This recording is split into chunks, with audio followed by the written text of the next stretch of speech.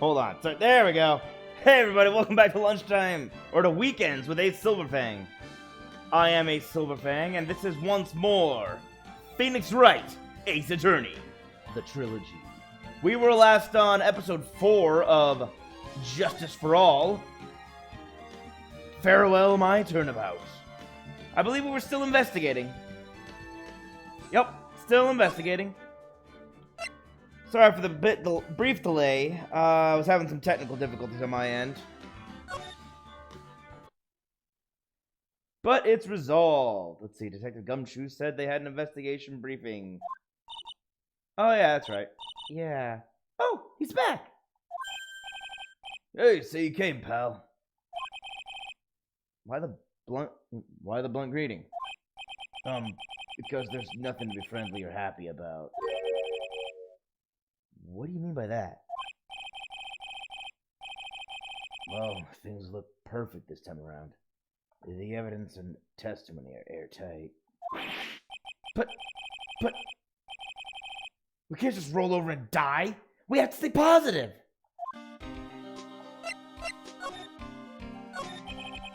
So what do you mean, the evidence is airtight? I can't give you all the details, pal, but there's 2 big pieces. 2? And both of them are in this photo. Oh, so it's all there. The first is the button that's missing from the victim's chest. Oh, I see it now. He's right. It's right where the knife wound is. That's the button you found during your body search of Mr. On Guard. Yup. I found it in the folds of the Nickel Samurai's special pants. And the second one is... the knife in his chest, pal. The fingerprints on the knife in his chest, to be exact. Fingerprints? Whose are they? You didn't even have to ask, little Missy. It's obvious. They're Matt On Guard's. He is missing a knife from his plate. Talk about being stuck between a rock and a hard place. Testimony? So what about this airtight testimony? It's that old security lady, Miss Oldbag. I thought so. What do you mean you thought so? Did she tell you something, pal? Well... and I even told her not to open that mouth of hers and blab to anyone. Her blab knob is stuck on 10. And there's no turning it down, trust me. Yeah, well... Miss Oldbag saw it all, pal.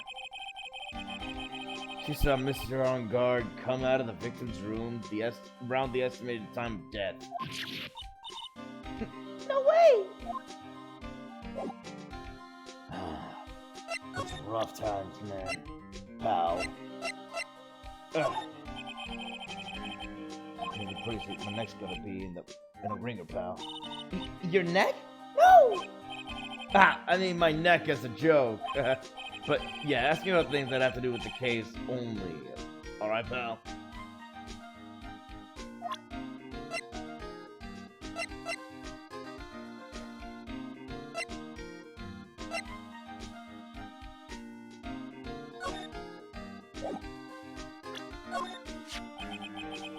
You look at this photo and you can't help it.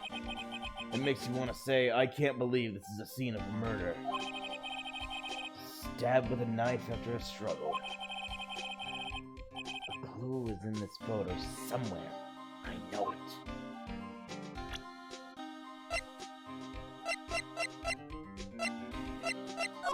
You guys find the guitar? What can you tell me about this guitar case? Oh, that. This is just what I heard, pal, but that's the Jamming Ninja's signature item. But the guitar wasn't in the hotel room. Yeah, we looked for it too. It's not normal for a person to forget to bring the most famous item to an award show. It's starting to sound like the red guitar is related to this case after all. Has to be. What about this? The stuff in that glass is tomato juice, pal. Tomato juice.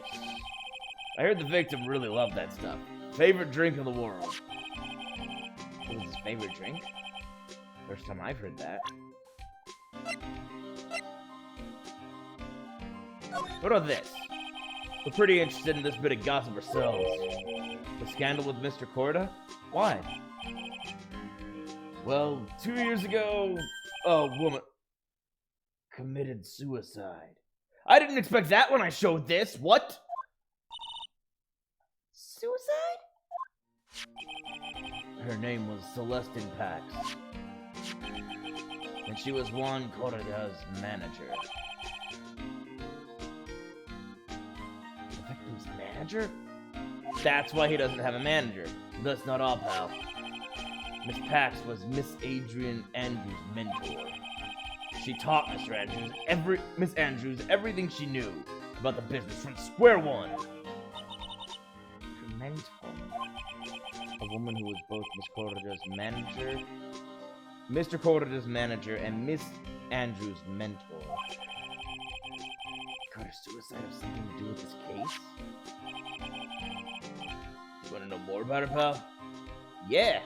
I take that as you want to tell me more about her?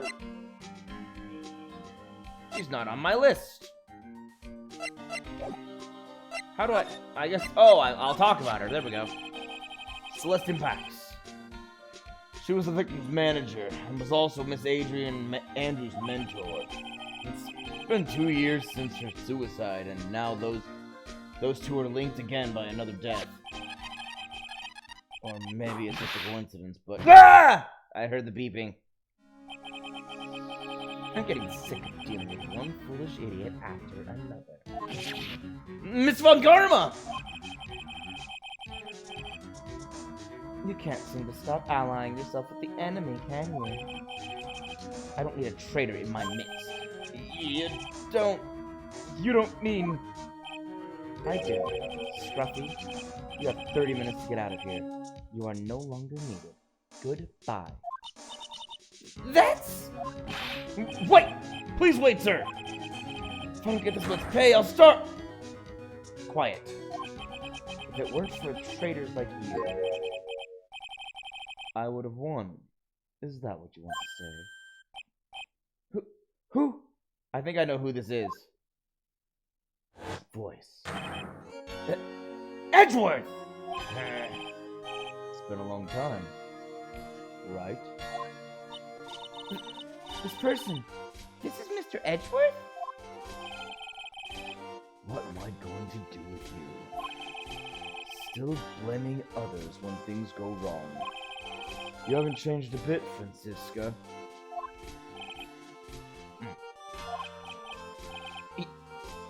You. How dare you show your face to me without a shred of shame upon it? You soiled the Von Karma name, dragged it through the mud. You even ran away with your tail between your legs like the ill-bred dog you are. Are you talking about the Von Karma family creed?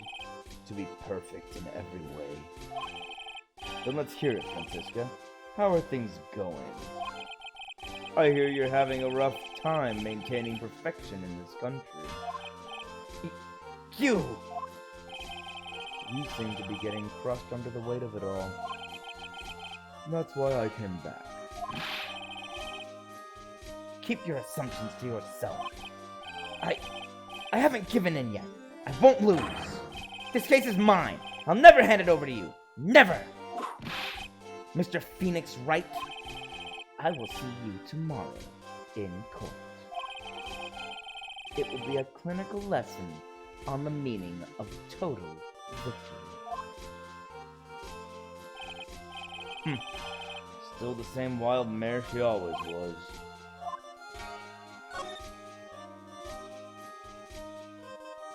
Tomorrow's trial. I thought you, the prosecutor Miles Edgeworth, had gone and died. Mr. Nick! I never wanted to see you again. I think that's enough of a warm welcome for someone you haven't seen in a year. Are you going to run tomorrow's trial? You heard her, right? That wild mare hasn't given in yet, it seems. So no, I don't think I'll be making an appearance.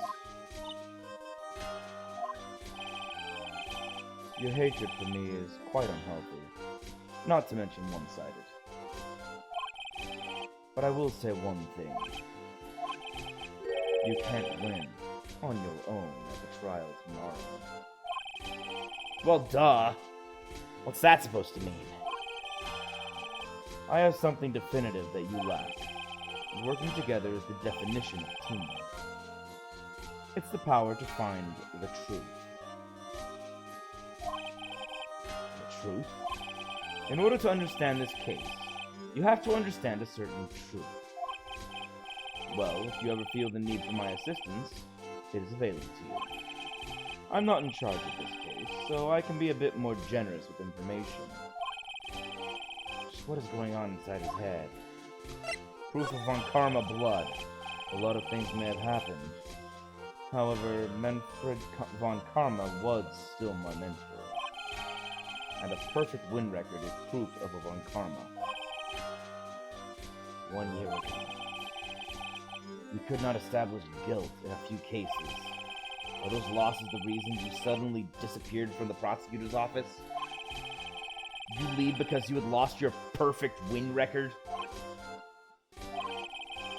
To think your motivation for prosecuting trials was so selfish.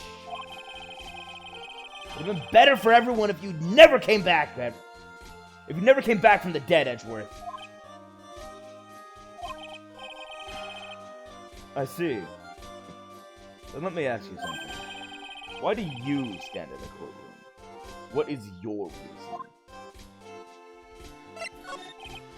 Well, with Francisca, she almost always says, I will defeat you this time, the instant she sees me.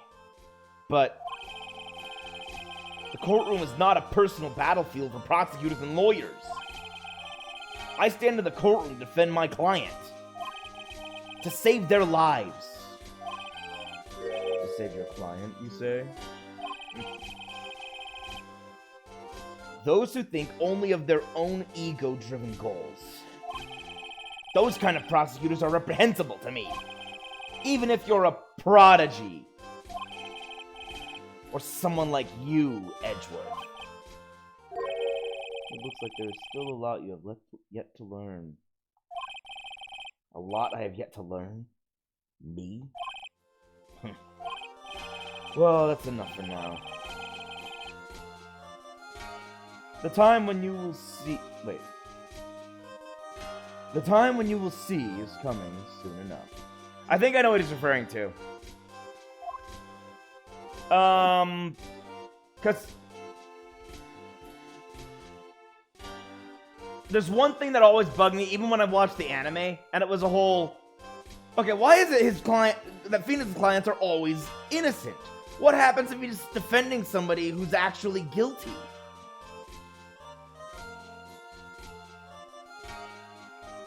And the anime answered. I want to know if that's a case that's coming up here for us. I think it's the next case. It's great, honestly. It's really a great moment because Phoenix has to defend someone he knows is guilty. And it's like, what do I do? And he goes to Ezra for help. I can't remember what the case was. I just remember somebody lied to him in order to get him to take the case. And now that at that point he found out they lied to him, he was under contractual obligation to represent them. Where's the camera? I don't know what you showed me. Still stuck up as ever, huh? Well, I guess he doesn't know where the camera is. No one's talking about useless evidence. Useless evidence. Okay. Where's the guitar? No? This? No? Okay. No.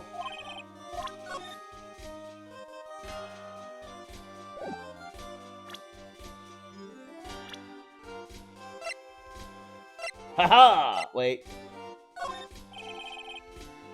We're looking into leads. We can only look into a few key players with our limited resources. There's no reason for us to waste our energy investigating this person. You mean you? Why don't you just tell me Tell to me straight and say, I don't have any info. This woman is another key to solving this case. Do you really think so? She was Adrian Andrews' mentor a long time ago. But she was suddenly called away by a different show and became Juan Corda's manager. And then, a few months later, Celeste Impacts died. But her death was ruled a suicide, right? Yes. But there's still one riddle we've yet to solve. A riddle? Her suicide note. It went missing. No one could find it. A suicide note that just vanished, huh? 1 second, I gotta go and resolve that beeping.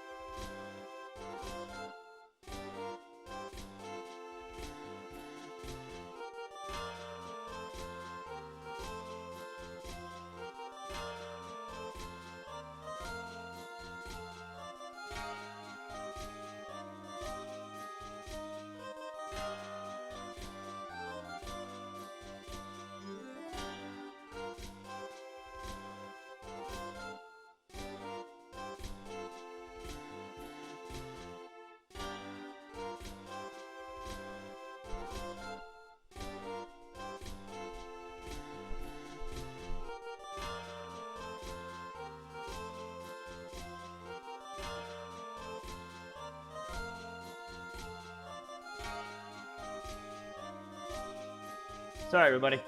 Had to, get my food out of the oven. It's my lunch. I'm having a late lunch because things have been a little hectic this morning and this afternoon. Really, this entire noontime area. Been kind of crazy. Francisca! Never mind, you don't want to tell me about her. Her! Adrian Andrews. She holds a large secret within herself. A secret? You can't help but feel that this whole case revolves around her. No, I'm gonna try that again. It's been a while since I've read Edgeworth's lines. You can't help but feel that this whole case revolves around her.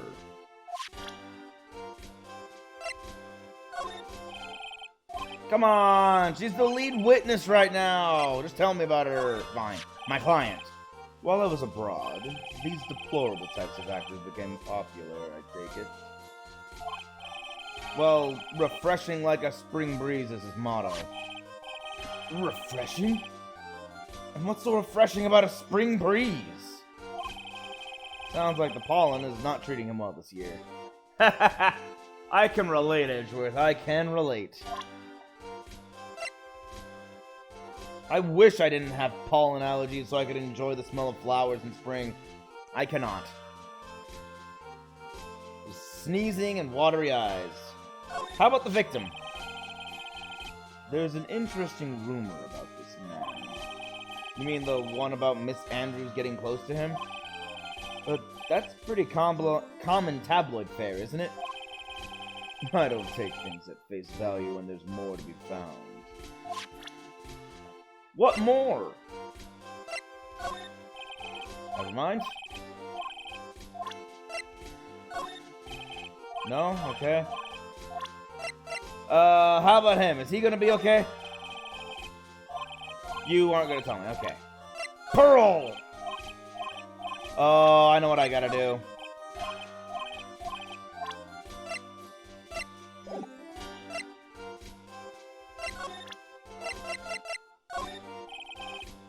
Or don't listen to me talk about how Maya's been kidnapped. Sure. Jerk. Never mind. Do you know what he was going to talk about? No? Okay, well. I'm a lawyer! Dang it, it's not useless. I'm a lawyer.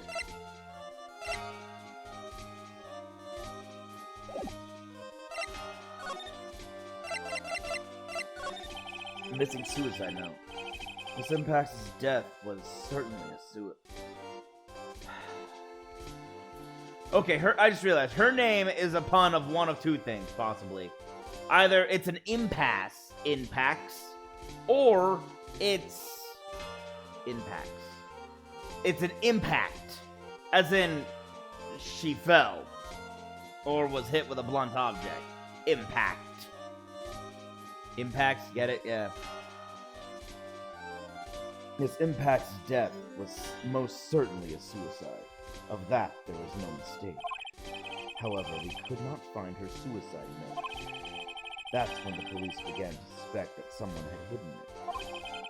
A suicide note? But how do you know Miss Impacts had even written such a note? There was no solid evidence. However, we did find traces of ink on her right index finger, which makes the likelihood of a suicide note very high. But who would hide such a thing? The police think it was Mr. Juan Corrida himself. The victim? Ah! Never mind, she hung herself! Jeez! They just showed us the hanging! My gosh! Dude! Yeah, he's right. There's almost no doubt that this was suicide. Jeez! He was the one who found her body, which makes him the only person who had a chance to hide her suicide note. Jeez! This bright and colorful game. Here's a picture of a hanging body! Yay! Jeez. Mr. Corrida hid his own manager's suicide note? Why? As long as her note is missing, any speculation beyond this is meaningless. For now, I think you should look this over. This is the suicide report. Part 1, anyway. Part 1? Where's Part 2? What's the suicide note? Hidden?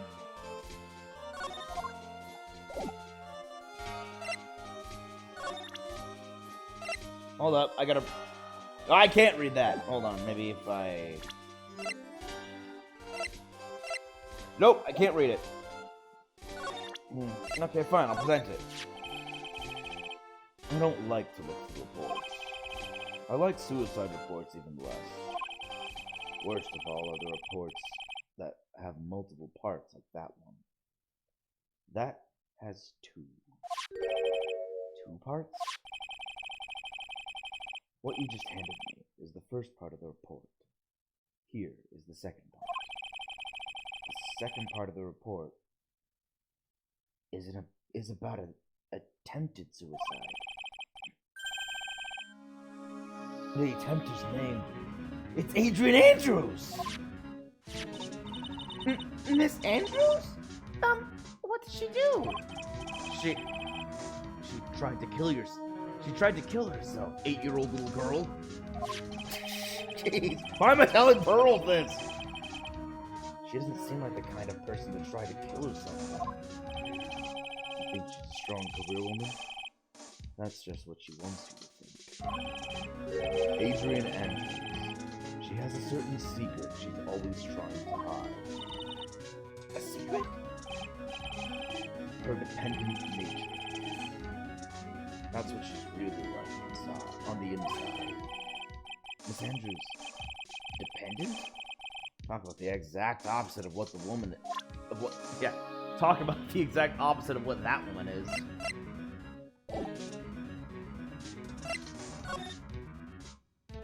A dependent nature? What's this about Miss Andrews having a dependent nature? Adrian Andrews' attempted suicide was a few days after the death of a certain... Wait. Ow! Okay, I'm awake now. Was a few days after the death of Celeste Impax. And why did Adrian Andrews think about committing suicide? Because she had apparently lost her will to live. Lost her will? But why would she? Her pillar of strength, her mentor, Celeste Impax, was gone forever. That's why. Why would that? My mentor was lost? Why? Is this what they call following someone to the grave? After her attempted suicide, Adrian Andrews started attending counseling sessions. She is someone who needs a person in whom she can trust. Absolutely. And once she finds that person, she'll do anything she can to keep them near. Without such an anchor in her life, her crippling anxiety stifles her ability to live. And that's the nature of her dependency on others? When Celeste Impax suddenly committed suicide, the world before her turned pitch dark. That's according to Adrian Andrews herself. Then, that means her super confident attitude. It's all a facade. She was only copying her mentor's behavior to hold herself together. How terrible. Attempted suicide report added to the record. To the court. So basically, this is gonna sound sad. She's an incredibly weak woman. I don't mean that as an insult. She just is a weak individual. She has no inner strength. I don't understand that kind of weakness. I just have never understood it.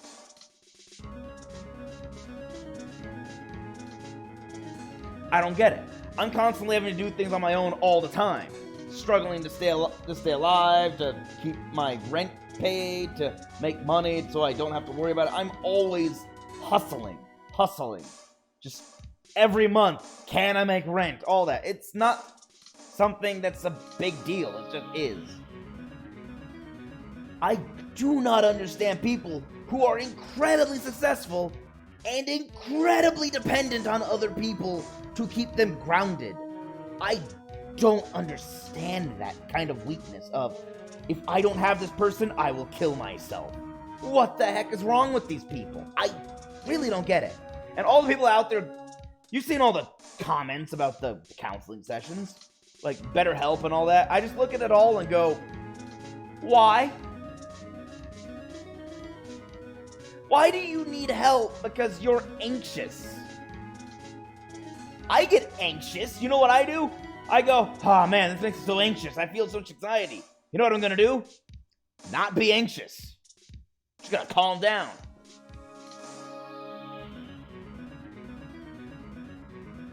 I don't understand it, because it's like, I'll feel anxious. Then I get a good night's rest and I'm better the next day. What the heck is wrong with people? It's just infuriating. And no one's been able to explain it to me. I've asked. But it's so puzzling.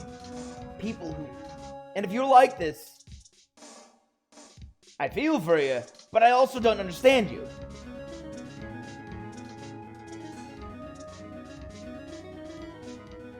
Why do you get so cripplingly anxious that you become completely... I don't know. I don't get it. I had a friend who got so anxious once at driving in traffic as a delivery driver that he had to stop working because he was too anxious.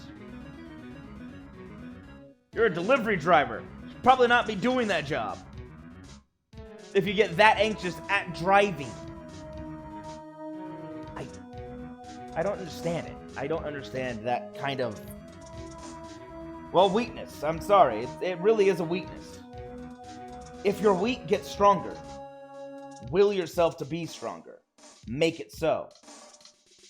That's been my philosophy for myself my entire life. I do not understand how two people can be so dependent. How one person can be so dependent on another person. To this degree. It's just, I don't get it. It boggles my mind. If things are tough, push through until they get better. And if they won't get better on their own, make them better. Work hard at it. I don't understand. For those just joining us, we just dealt with the whole, Jeez, where do I start? Edge was back. This woman apparently committed suicide 2 years ago. And this woman, one of my key witnesses, attempted suicide because this was her mentor. So when she committed suicide, a few days later, she tried to commit suicide. Hence, the suicide report and attempted suicide report.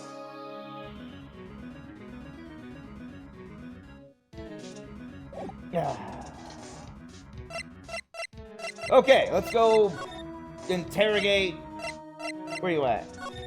You're at the hotel lobby. No, you're not. You're at... Beat it, Miss Oldbag. I got an actual witness to talk to. Hallway. Still haven't found your camera. Sorry. She's probably still in here. She is absolutely still in here. March 21st, the Gatewater Hotel, on guard's hotel room. Oh, Miss Andrews is here. But it looks like she's talking with someone. That's Franziska von Karma. Miss von Karma? What are you doing here? Well, you see, I'm his lawyer. So, yeah. You got some nerve following me around. I came to talk to my client's manager, you conceited woman. Following you? That's you, Miss Von Karma. You're the one doing the following. Pearls, that's enough. You're always following after that Mr. Detective with the little beard. It's called the goatee. Me. Following after Scruffy. Don't make me laugh. Let me show you something interesting, little girl. I wonder what this is. It's been going on for episodes. What is that? An electromagnetic receiver. I planted a tracking device on the detective. So you are following him! What the heck? And with this, I know that fool's every move. So that noise you heard was this receiver. I feel really sorry for the poor Detective Gumshoe now. Now then, let's stop wasting time. Adrian Andrews. Yes? Think hard about what we just discussed. Understood? Alright. What were those two talking about? Miss Andrews. She seems a little dazed, doesn't she? Yep. Just sitting there spinning her random shell card around. I don't know what that is. It's not a business card. It's weird.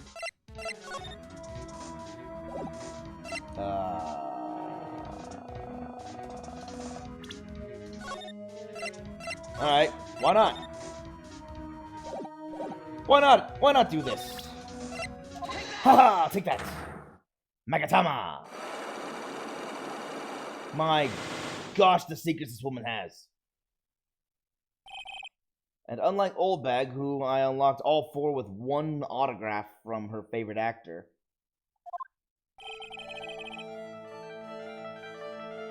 this woman requires me to unlock all of them individually. Why was Juan Corrida murdered? If you ask me, I think you know the reason he was killed. Why are you hiding things? Don't you realize you're putting Mr. Engarde's life in danger by your actions? Why do you ask questions for which I have no answers? The truth is, I was not that close to Mr. Koreda. You were not that close. That's right. I've never been good at being intimate with another person.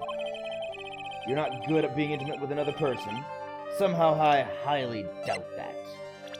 What about her? Never mind. Apparently I was supposed to give you evidence, not a person.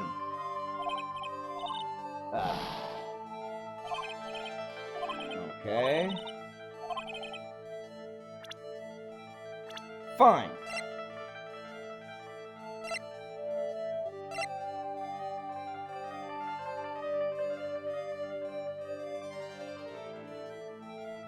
It's either this or this. This is an article about how she was going to see Juan Koreda late at night for some reason. And now we know that her manager, or her former mentor, was the former who committed suicide. Before she committed suicide, she was Juan Koreda's manager. So it makes sense that Adrian Andrews would have known Juan Koreda. Right? So, okay, yeah, here we go. I got this. You and Mr. Koreda had an intimate relationship, did you not? A silly third-rate tabloid article. If you even had half your wits about you, you wouldn't believe such rubbish. Well, it seems quite a few people have already bought into this story. As to be expected in a world filled with crooks and liars. Note to self, stay on her good side.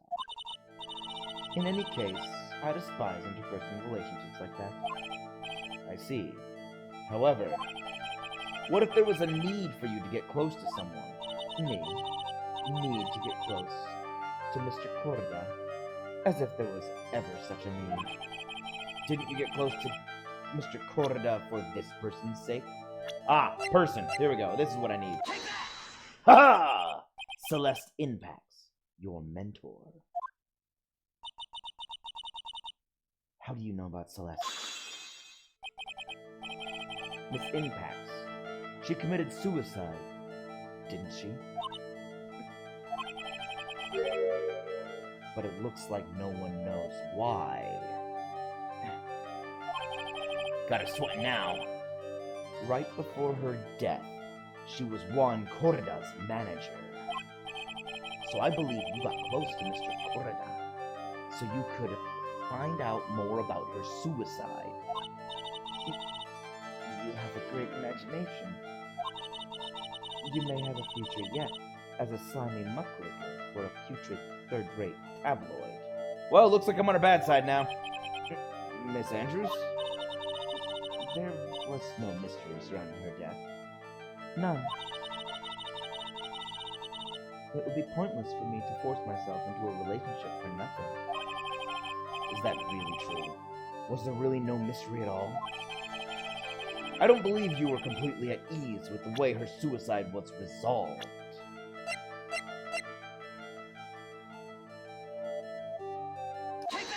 Where was her note? Miss Impact's suicide note was never found, was it? It looked like the police were under the suspicion that someone had hidden it. Like maybe the person who discovered her body, Mr. Koreda? What? And Miss Andrews, I believe you thought the same thing. That is why you became intimate with Mr. Koreda! I've sat by quietly and listened to your insulting ramblings long enough.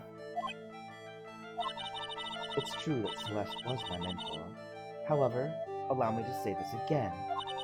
It had nothing to do with me. I didn't even know that her suicide note was never found. I'm a person who doesn't care about what goes on in the lives of others. That's the impression you like to give. However, I don't think that's who you really are. What? I have evidence that says otherwise. This is proof that Celeste Impact was someone very special to you. Your own attempted suicide! Yeah, I'm not digging at any old wounds here, am I?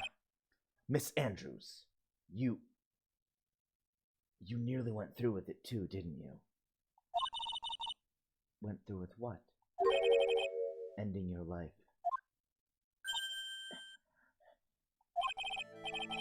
Miss Andrews, you look and act like a very strong woman who has it all together. You don't ask for anyone's help, relying only on yourself. Yes, I've been very independent ever since I can remember. However, that is all just a lie. A facade. You've always searched out people on whom you can depend on. That's... You were dependent on Miss Impacts, weren't you? Which is why, when she passed away, you lost everything you had. Stop! When Celeste passed away so suddenly like that, I died a death of my own. But, no matter how hard I tried, I couldn't stop thinking about what had become of her note. You must have heard about the police report. The one that said the police suspected Mr. Corrida of hiding Miss Impact's note. You heard about it, and thought to recover it from him by getting close. Am I right? If that's the case, then everything changes. What do you mean? What topic did we start this conversation on again? It was, why was the victim killed? Exactly. Somehow, Miss Andrews, it seems that you have become the one with the reason to want Mr. Corrida dead. Me? Miss Impacts was everything to you. And then she died. And you would do anything to find out why she killed herself. Even commit murder. Murder! Boom! I win! Woo! All my points restored. Motive for murder! It's true. I am a woman who can only live in insecurity. I'm physically small, and I don't really have a lot of self-confidence. I've pushed against all that, though. I've tried to live strongly. I never wanted anyone to find out the truth. Miss Andrews, this one thing, it's the one thing I wanted to take with me to the grave. It was my secret. Mine and mine alone. I'm sorry. You probably think I'm a worthless human being right now, don't you? Please, Miss Andrews, all I want to know is the truth. After Celeste passed away, I heard that someone had hidden her suicide note, and that someone was Juan Corrida. Celeste. Without her, I became scarred, scared. Everyone seemed like they were out to get me. So you got close to Mr. Corrida to recover her suicide note, correct? Looks like that tabloid reported the truth after all. Ironic, isn't it? Well, like they say, where there's smoke, there's fire. And if they purposely add fuel to the fire, they keep the celebrity world burning. But as for the suicide note, I didn't and wouldn't kill anyone for it. It just doesn't doesn't suit me. That's all. Well, that's enough for now. I still have work to do, so I understand. Oh, I have one small favor to ask. My attempted suicide. I'd like for you to keep it a secret. Miss Andrews. Miss Andrews. That was Pearl, not me. If people found out about my weakness, I would sooner choose to die than live. All right. I understand. We'll keep it a secret. Miss Andrews. I guess she's the overthinking type. She probably never says anything without carefully thinking it through first. This is gonna make it difficult if I have to bring this up in court. I like to save Maya, prove my client innocent, and not spill her secret so she commits suicide. Thank you for your discretion. Mr. Nick, can I ask you something? What is it? Miss Andrews has been playing with that card in her hand. I can't get a good voice for Pearl. She's a little girl and I don't... What would be a good voice? Miss Andrews has been playing with that card in her hand since a little while back. That card. I've been wondering what that is, yeah. Yeah, I guess she has. Miss Andrews, what is that card you're holding? Huh? Oh, this? I don't quite know. It just suddenly appeared in my handbag. A shell. What is it? It looks like a seashell? I'm trying to see if it has any other possible meaning. Or it could be anything else. I can't tell. I guess it looks like it's just a seashell. That's what it looks like, doesn't it? But they're implying that it looks like something else. I honestly don't remember owning this card. I wonder where I picked it up from. Her not remembering something clearly? Sounds like it would be a rare occurrence. Well, I must be off. I leave Mr. Ungard in your capable hands. I found out your secret. You think I can't find out all the secrets? Though I admit, I'm now out of ideas of what to look for. I still have to find her camera. This old bag isn't talking because she's the next witness I gotta interrogate on the stand. By next, I also mean first. My client's a moron who doesn't do anything without consulting somebody else first. And apparently, a lot of hearts gone. Well, I think we've gathered about all we can. Oh, great. I gotta go to court with this? I can't resolve this case in one day with this? Oh, by the way, in case anyone missed it, Maya's been kidnapped, and the kidnapper is holding her ransom, and the ransom is getting my client off the hook in a single day of court. Phoenix ain't never done that. So I don't know how I'm going to do this. I think we've gathered about all we can.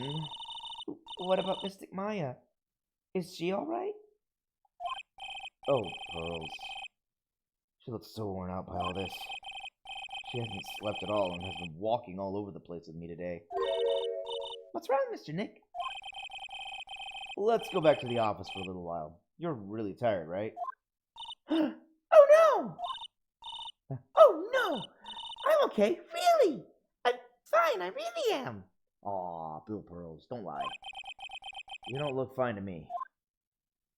It's constantly been checking back on her because she's a little girl who's been going around everywhere and is clearly exhausted. Okay, so the clue is go back to my business. Wright and Company Law Offices. Here we are, we're back, I guess, home. I think I actually live here to save money. March 21st, Wright and Company Law Offices. So, what now? Well, we didn't find one thing out for sure. We did find out one thing. I need to eat. Well, we did find one thing out for sure. Miss Andrews has a motive. You mean Miss Impact's suicide note? That's right. She was also the one to discover the victim's body. Clever. Who's calling me? That's not my phone number. It's the transceiver. Ah! Mr. Nick! The transceiver! Hello? Wright and Company Law Offices. Mr. Attorney, you're not answering a phone.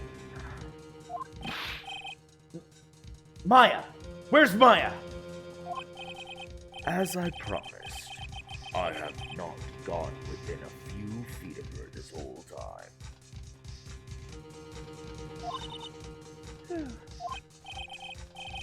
Which is why I suppose she is absolutely vanished. What? Oh, not me. What? So I suggest you win a quick acquittal, my friend.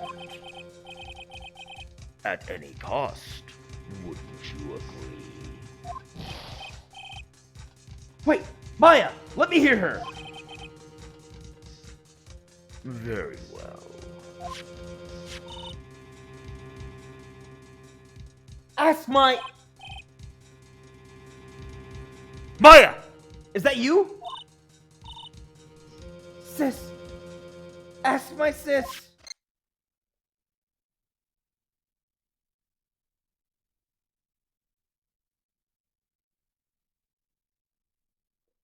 Ah, great. I've been spammed again.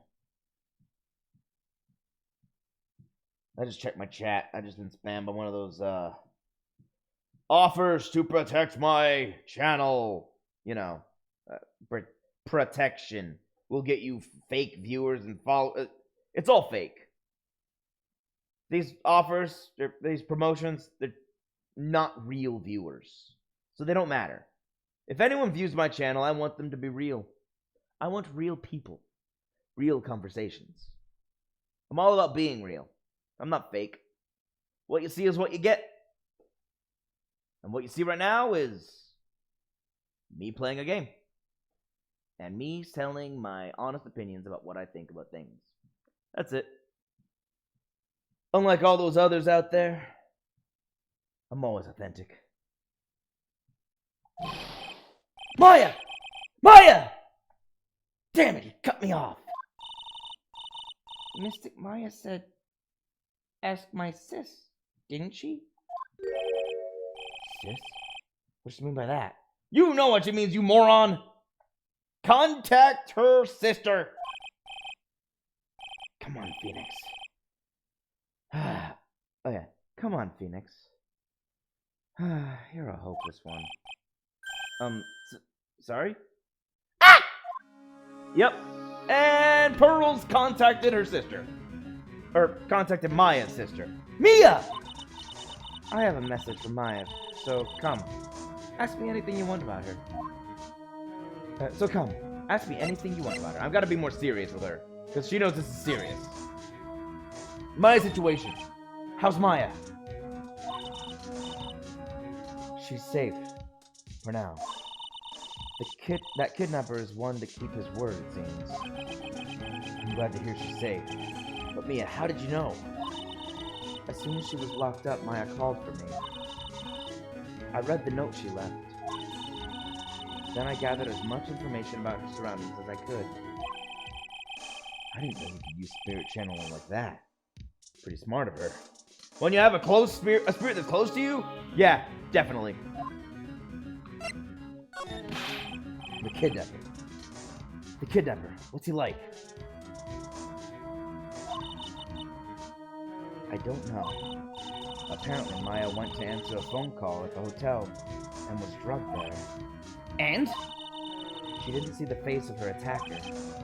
Ah! Maya's locked up in a very dark place right now.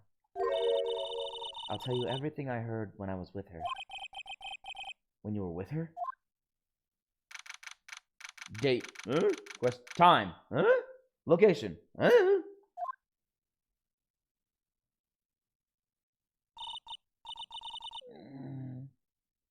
I'm starving. I could really go for some apple pie. I mean, at a time like this, sweets are the only way to go. That's the worst idea. Don't be picky when you're starving. Eat anything. Also, you're in a storeroom with bottles of wine. Sure, it's alcohol, but it's also calories. I have to stay positive. He promised that he wasn't going to kill me. I'm not going to die. Sis, I wonder if you're with Nick right now. Okay, let's examine the room. What's this? It feels like there are a lot of glass bottles here. And these, they feel like barrels. I'll pass. Too bad. I'm really hungry. I'm not really thirsty. You fool! Calories come in all forms! You can drink calories, you moron! Oh, she's not that bright. I'm sorry. She's evidenced this at other times too. Poor Maya's just not that bright.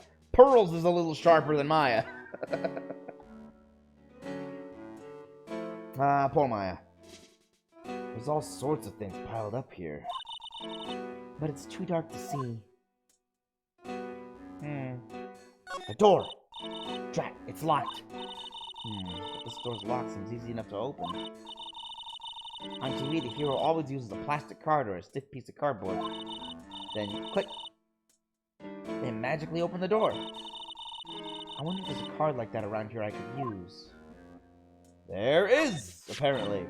Hey, another shell. Why are there so many shell cards? Huh? Someone dropped a card here.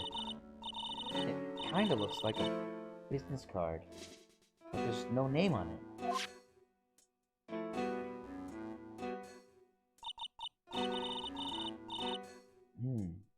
It's a picture of a seashell, I think. You can't see the stuff or the bottles or the barrels, but you can see what's on a card. I find that hard to believe. What a strange card. Ah, that's it! This shell card. If I use this, maybe I can get the door open. This might be my key out of here. I had a feeling this card might be useful. I'm such a genius! Alright, now if you'll excuse me, Mr. Kidnapper. Click. Wow, she actually did it. I didn't think she could. I did it! Okay, now I'm getting the heck out of here. I shouldn't keep Nick waiting or worried.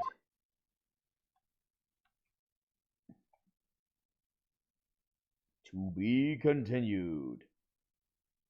And with that, I'm going to take a short break. Save my progress. Wait. Chapter save. Okay, I'm gonna just stop right here for a moment. It's not gonna be long, I just need to eat some food. So I'm gonna pause real quick and wolf down my burritos I cooked. BRB, everybody. Take a break. Use the restroom. Grab a snack.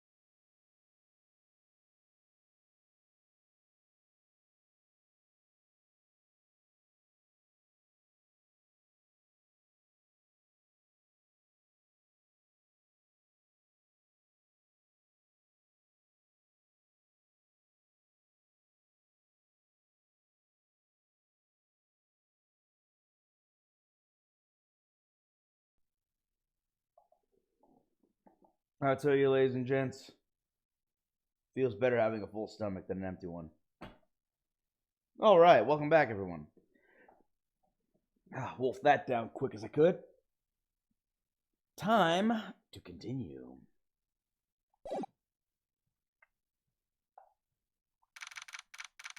March 22nd, 9:47 a.m. District Court, Defendant Lobby number 3. Adrian did it? That's what it looks like. Dude, no way. That one couldn't do anything like that. In court today, there will be a mountain of evidence that will implicate you. A mountain of evidence? I'm certain there is someone out there trying very hard to pin this whole thing on you. Please, Mr. Lawyer. Dude, like I said yesterday. Oh, no, that's how he meant it. Please, Mr. Lawyer. Dude, like I said yesterday, I'm refreshing like a spring breeze, alright? I can't let any sort of scandal ruin that. I understand. Well, it's almost time. Oh, that was her. Well, it's almost time. Mia.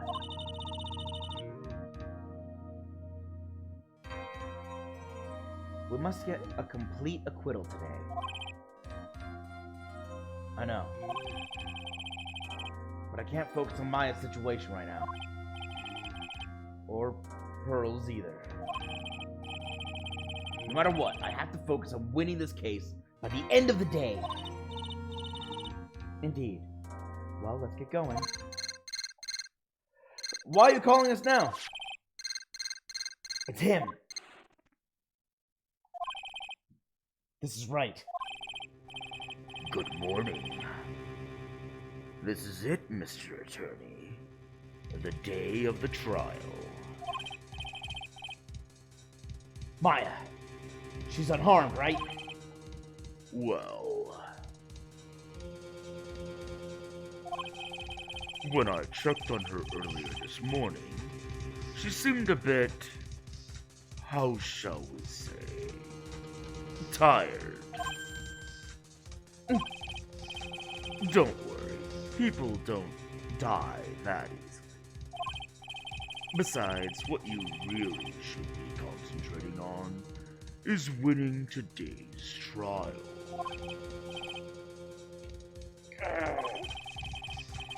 For my sake, as well as yours, you must win today's trial.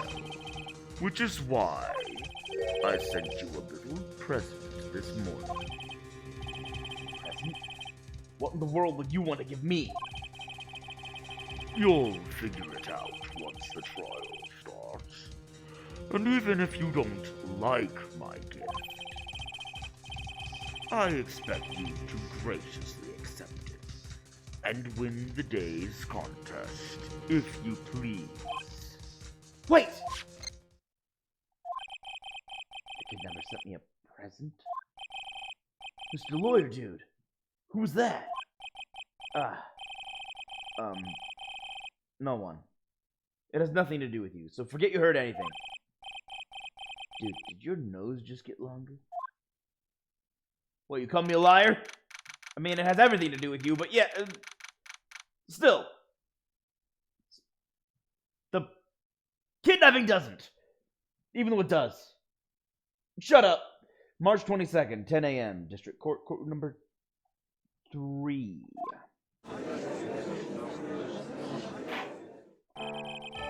Court is now in session for the trial of Matt on guard. Are the prosecution and defense ready? Are the prosecution and defense ready?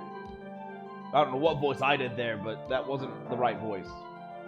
The defense is ready, Your Honor. There is no prosecution. I say, Mr. Wright, what happened to Miss Von Karma? I don't know, Your Honor. Why are you getting mad at me? I didn't do anything.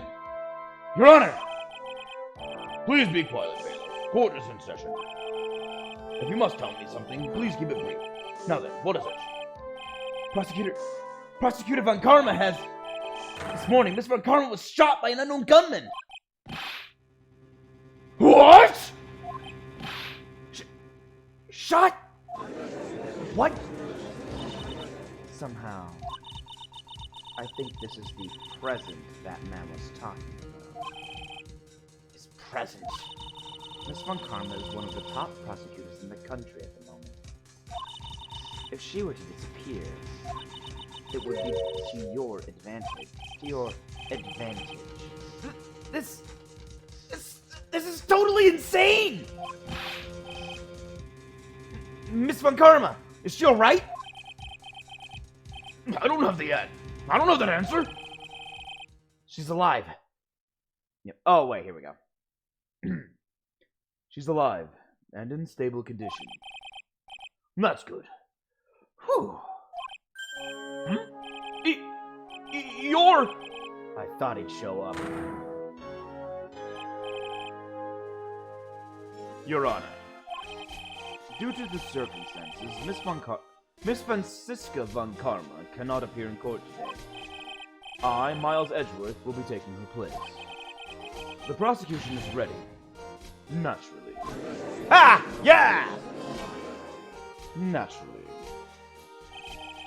Miss Von Karma was shot in her right shoulder and is currently undergoing surgery. Luckily, I have looked this case over and am familiar with the details. The prosecution seeks to prove the guilt of Mr. Matt on guard. The court acknowledges the prosecution. Right. I finally found the answer I was struggling for on my long journey this past year. By the time this case comes to an end, you too will know the answer. Okay, good. I don't get to get whipped this time. Now then, the prosecution would like to call its first witness. Please bring Detective Gumshoe to the witness stand. Witness, your name and occupation. My name's Dick Gumshoe, sir. I'm a detective down at the precinct. For now. After this trial's over, I'm supposed to turn in my badge, sir. Detective Gumshoe? The prosecution has no need for a depressed... The prosecution has no need for a depressed witness. Lift your head up and face forward like a proud officer. Detective Dick Gumshoe. Yes, sir! Now, let's have your testimony. If we want to explore the various facets of this case, we must start with that. Get ready, Phoenix. This is going to be one very rough fight. Yeah, it would have to be with Edgeworth as my opponent. The answer he was struggling for. Interesting. Show me this answer you finally found, Edgeworth. Bare facts of the case. This murder happened after the Hero of Heroes Awards ceremony, sir. The victim, Juan Corrida, was found dead in his hotel room. After looking into the cause of death, we believe he was definitely murdered, sir. At first, we thought there was something suspicious about the empty guitar case. However, we later found out that the guitar case had nothing to do with the murder. There's clearly a lot of setup for me to ask questions about. After the awards ceremony ended, the victim was alone in his room. Yes, sir. Both the victim and the defendant went alone to their room, sir. I see. Mr. Wright, you may begin your cross-examination. Your cross-examination. Yes. I gotta get the jowls for the judge going again. Okay. Bare facts of the case. This murder happened after the Hero of Heroes Awards ceremony. Okay, ask question. Would you please give us a brief timeline of what happened after the ceremony? Okay, pal. The ceremony started at 6 p.m. It ended around 8 p.m., and then there was a short break. A special post-ceremony show was supposed to start in the lobby 30 minutes later. And that's when the victim's body was found, correct? Which is to say, the murder occurred during that 30-minute break period. Please continue with your testimony, detective. The victim, Juan Corrida, was found dead in his hotel room. The person who discovered the victim's body was Adrian Andrews, correct? Yeah. Who is this Adrian Andrews you're talking about? She's the defendant, Matt Ungard's manager. She's a really pretty lady, sir. Ah, so she's a pretty lady. I wonder if she was racist with her presence. Really? When the post-ceremony show was about to start, she went to Matt Ungard. She went to get Mr. Ungard. After visiting his room, she next went to the victim's room to get him for the show, sir. I see. And that's when she found the victim's body. After looking into the cause of death, we believe he was definitely murdered, sir. Nah, he did suicide by stabbing himself in the heart. Well, lung. It was to the right, so that's definitely a lung shot. Or he just bled out with an artery. The cause of death. Wasn't that because Mr. Corrida was stabbed in the chest? What? You're the one who told me that! Only a careless amateur would believe something so brainless as that, pal. Take a good hard look at the crime photo. Now, real pro's attention will be drawn here to this bandana.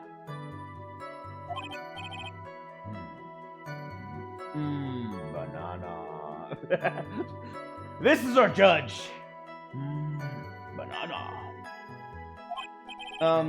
His bandana, sir. That's the thing wrapped tightly around his neck, sir. Ah, yes, I see. His banana sent a banana. No! There's nothing to do with bananas! Then, what about the knife? It seems to have been stuck in the victim's chest on purpose after his death. We have a crafty murderer on our hands here. Well, that makes sense. Okay, so now we finally get his autopsy report. I've been waiting for this. He was strangled to death.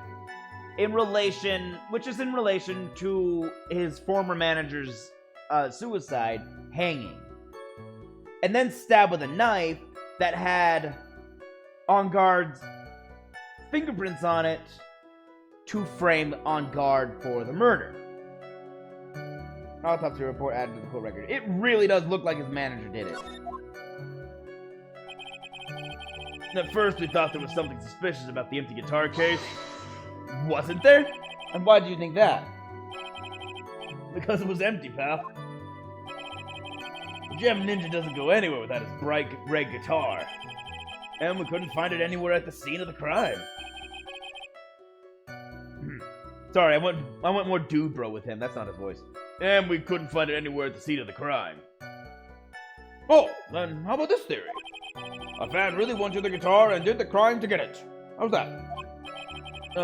We thought of that too, but the only fingerprints on the guitar case were the victims. Only the victims? Only the victims, huh? I see.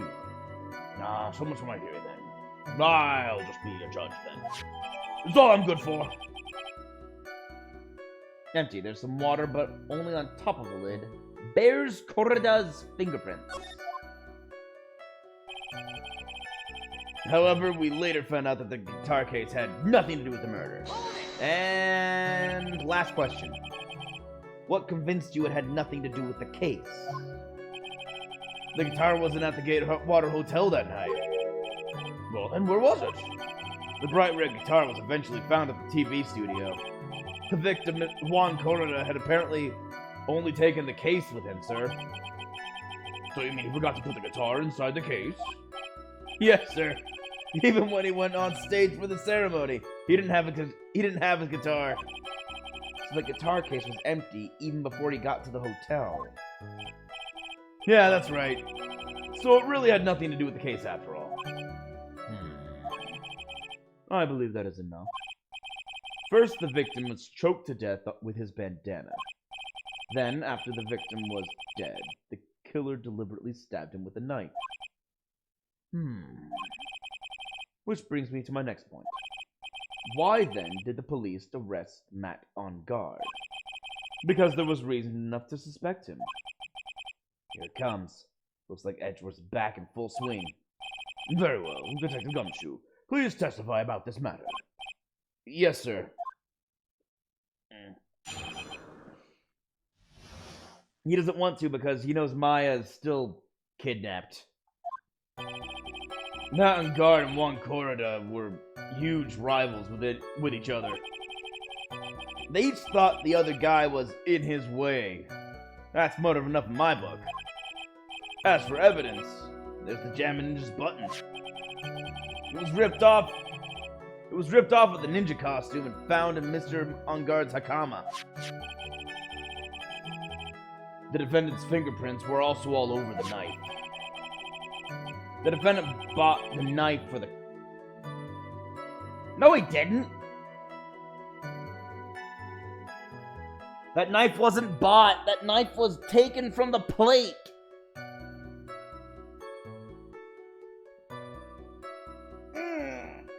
The defendant bought the knife for the crime. Which makes this a premeditated murder.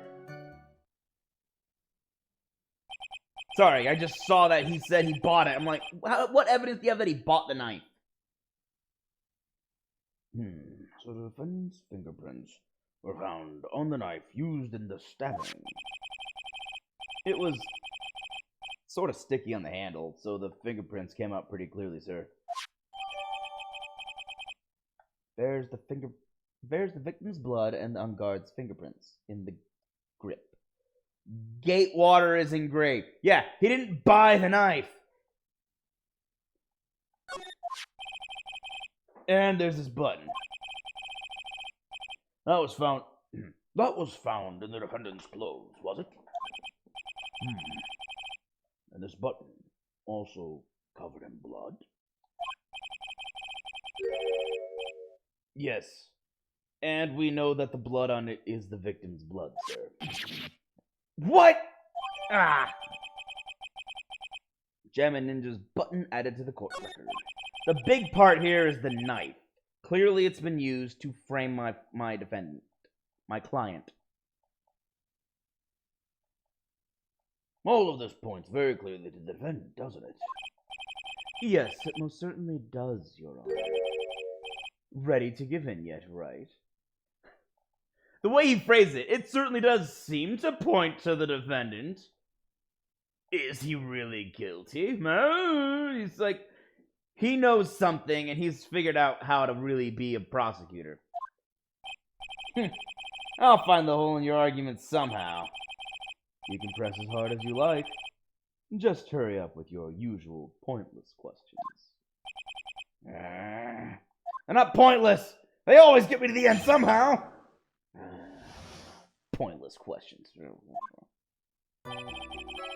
Madame Guard and Juan Corrida were huge rivals with each other. But in terms of popularity, Mr. On Guard won, did he not? Yeah. But you know what's ironic, pal? Juan Corrida was always one step behind Mr. On Guard in everything. This year it seemed like he'd finally caught up, ready for the big final showdown. But Mr. Corrida lost the Grand Prix in the end. That's too bad. He must have been pretty downhearted after losing. They each thought the other guy was in his way. That's motive enough in my book. Wait just 1 second there. Mr. On Guard was beating Mr. Corrida in the popularity polls. Well, yeah, I guess, but... Which means that in the defendant's eyes, the victim was not a rival at all. Which means he had no motive to kill at all. Yes, I quite agree. Well, Detective, it's not, well, I guess if you put it that way, then yeah, the defendant would have had no motive. Detective, I'm beginning to see why you were fired. No, not you too, Mr. Edgeworth, sir! I look forward to your pension negotiations. No! No, Detective, let's continue with the testimony. No, not my poor pension, too. Detective, if you value your money, I suggest you proceed. Yes, sir. We can talk about my pension later, sir. What I was saying? Hello? Anyone? Oh, man. As for evidence, there's the gem and ninja's button. Do you have any proof that the button belonged to the victim? Huh? What do you mean, pal? Oh, let me put it this way. I'm asking if you have any evidence to back up your claim that this button was ripped off the gem and ninja's costume. Huh? But can't you tell just by looking at it? And the victim's blood is on it. Anyone could have smeared that blood on there afterward. Mr. Edgeworth! Help me! Sir! Alright, I knew it had to be this piece of evidence. Now to reel this one in. Thread. Huh? The button was attached to the costume by thread, obviously. And that thread snapped when the button was torn off. If you match up the ends of the thread on the costume and with the thread on the button, it's a perfect match. Yeah, that's it! They're a perfect match, pal! That's Edgeworth for you. Never misses a beat. He was ripped off the ninja costume and was found in Mr. Unguard's Akama. When was this button found? Pretty soon after the body was found. We rounded up everyone who knew Mr. Korida. And then we did a search on them all. That's when we found the button. So it was almost immediately after the murder. The police didn't have the free time to lollygag and play tricks, unlike some people. Hey, what are you trying to say about me here? The defendant's fingerprints were also all over the knife. How are the fingerprints arranged on the knife? Huh? What do you mean, pal? By examining the fingerprints, you can determine how the defendant held the knife. For example, did he hold it normally or overhand? Oh, is that what you meant? Well, we didn't actually think of that. I can't believe the bumbling of this department. Hopeless. Were you paying attention to the testimony, Wright? The defendant's fingerprints were all over the knife. There's no way to determine how the knife was held at the moment of the murder. So was the defendant the owner of this knife, then? The defendant bought the knife for the crime, which makes this a premeditated murder. There is no way this is a premeditated murder, even if he bought the knife. Sorry, pal. This is some pocket knife. It doesn't fold, so it's not great for walking around with either. Well, this ain't good. If only I could tell that this is a steak knife. But I'm too dumb to notice that it's a steak knife until I point to it and say it's a steak knife. If the prosecution can prove it was premeditated murder, we're done for. Phoenix. Yes? There's something very interesting about what the detective said just now. Think carefully before it's too late. A button covered in the victim's blood and a knife with Unguard's fingerprints. Be grateful. If the judge were more rash, he would have already pounded his gavel in closing. We're still in a world of trouble. Well, before any battle, you must find your enemy's weakness. So let's find the weakness in this testimony, no matter how small it may be. Okay, Phoenix? Sure thing, boss! Onward to the end! Okay, time to present my evidence. It's a gatewater knife, you fool! Wait a second! What? So the basis of your argument that this was a premeditated murder is simply that my client bought a knife beforehand. That's right, pal. The defendant did not buy this knife. Huh? Take a good look at the handle of this knife, and you'll see what I'm talking about. Huh? It has a gatewater seal set into the handle. Gatewater? I think I've heard that name somewhere before. It's the hotel, the murder.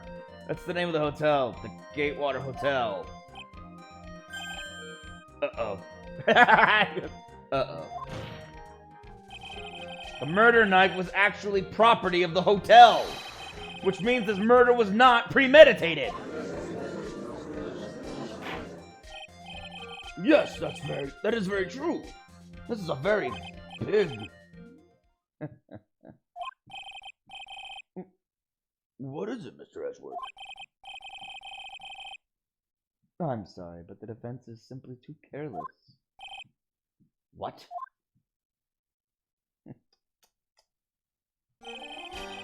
I think whether the crime was premeditated or not has already been determined.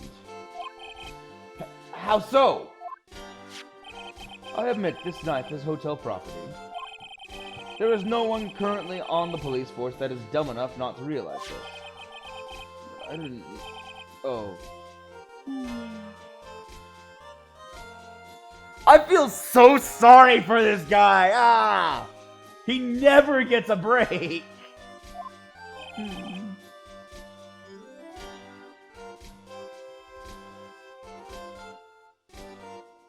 The question is, where did this knife come from? Why, that's obvious. It came from the victim, Mr. Corder's room. No, it came from my client's plate. Sorry, Your Honor. But that is incorrect.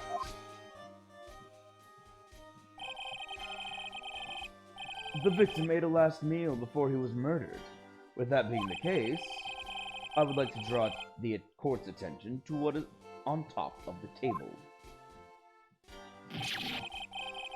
There's a knife and a fork on the table! Yup.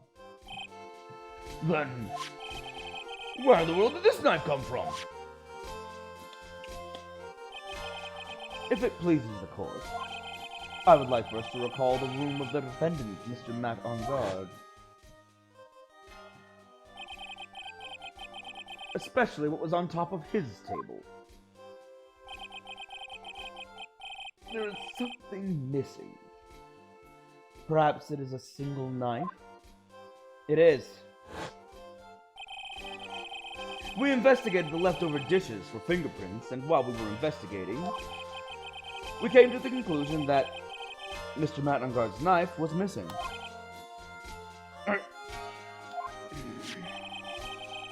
Mr. Engard had gone to the victim's room with the knife he had used during dinner. Why would he carry a knife on a visit? To kill, of course. And with that, I believe the prosecution has proven this was a premeditated murder. Amazing, Mr. Edgeworth.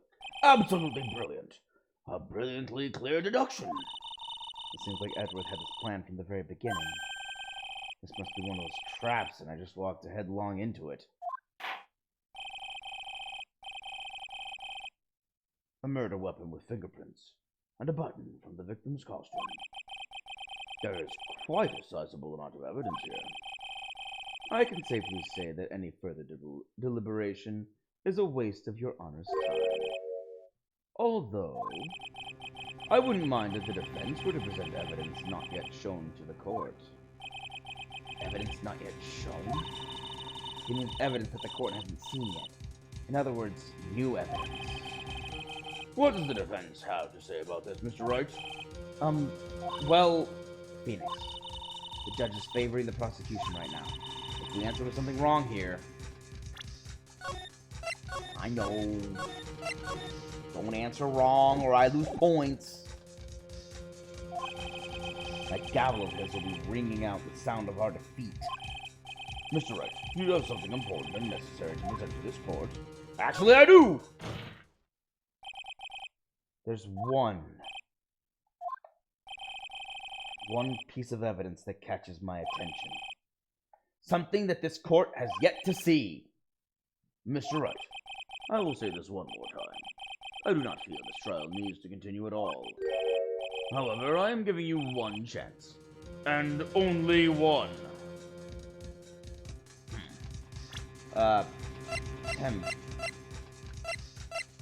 Before I save, I'm going to look at everything.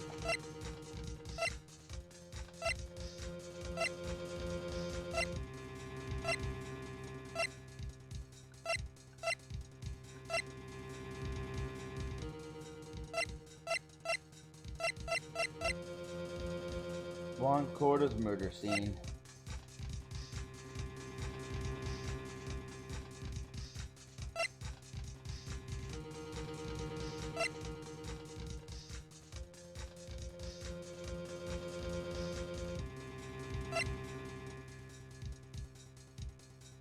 I'm looking very carefully for what honestly could be my only piece of evidence that can help me out here.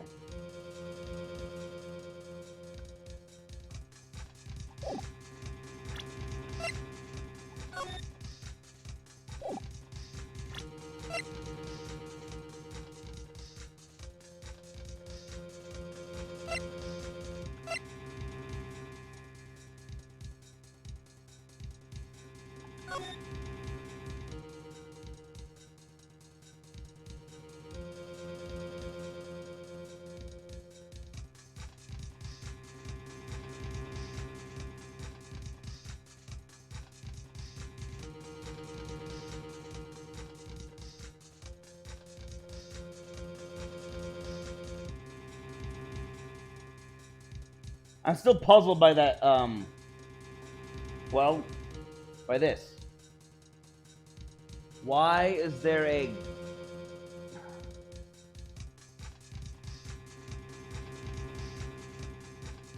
Why is there a glass of tomato juice still unspilt up here? That means there was a struggle, a fight. He died, then poured some tomato... I don't know. It's still confusing.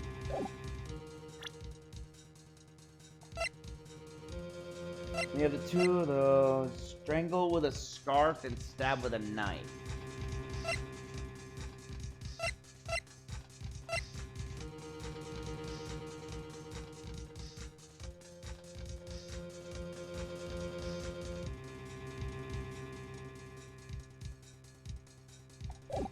I'm not gonna save. I already saved once. That way I can go back. What the judge is saying, Wright, is don't try pulling one of your usual bluffs here. If I mess this up, it's curtains for all of us. You may now present one and only one piece of evidence. Holy cow, my entire bar! No! Now then, what is this important evidence that you must show the court? Let me just triple check.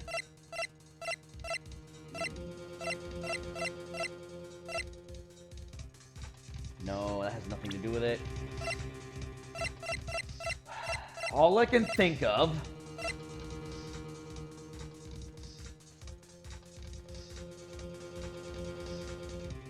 is this glass of tomato juice. This is a wine glass, is it not? Please look at the photo of the crime scene one more time. This scene is a mess because of the victim's struggle against his assailant. The vase was broken. His makeup is all over the floor. These were all things that were at one point sitting on top of the dresser. Well, yes, I see your point. However, this glass that is sitting on top of the dresser is mysteriously untouched. The only thing that had not fallen over, along with everything else, is this wine glass. This piece of evidence is more than strange enough to warrant further consideration. It's also all I've got! Well, what do you all have to say? Oh, well, yes, it is a little peculiar. Yes, isn't it? I thought I was. You can stop looking at me with those puppy dog's eyes of yours now. Mr. Edgeworth, What is it, Your Honor? your opinion. You don't need my opinion. Because there is no special meaning to that glass. What? It's safe to say that the glass was set there after the crime took place. By the person who discovered the body, Adrian Andrews, for example. She could have easily been so shocked that she set the glass down without thinking. That does sound very plausible, Mr. Wright. Could Miss Andrews really have set that glass down without thinking? Hold on. Do I have another I don't... I only have a photo of the murder scene, don't I? I don't have a photo of my defendant's hotel room. So I have to go purely on memory. I don't think they had tomato juice, because it was the victim's favorite drink. There's no way. If I appear weak here, the trial's over. I can look for my proof later. For now, I should trust my instinct and go on pointless certainty. They just might fall for it, if you're thought-provoking enough. The defense would like to... Oh. Put that over there. The defense would like to challenge the prosecution's theory. We would like to see something that proves it was Miss Andrews who set the cup on the table. You turned the situation on its head yet again, as usual. Mr. Edgeworth, do you have any proof to back up your claim? There's no way he has any. He's just bluffing. Unlike Mr. Wright, I never say anything unless I have the evidence to support it. What? You're not thinking hard enough today, Mr. Wright. Did you think this wine glass escaped my notice? No! I thought you'd say something about it! It's weird! Then, of course it has been thoroughly inspected. For fingerprints. Fingerprints. There were only one set of fingerprints left on this wine glass. Only one? Whose were they? They were not the victims nor the defendants. Rather, they were of one Miss Adrian Andrews. What? Wine glass updated in the court record. Apparently they were... That doesn't... Hold on.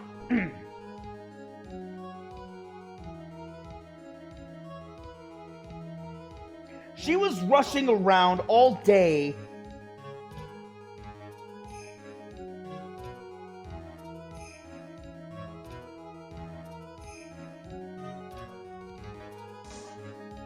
She was rushing around the entire time, getting the entire thing ready. When did she have time to get a glass of tomato juice?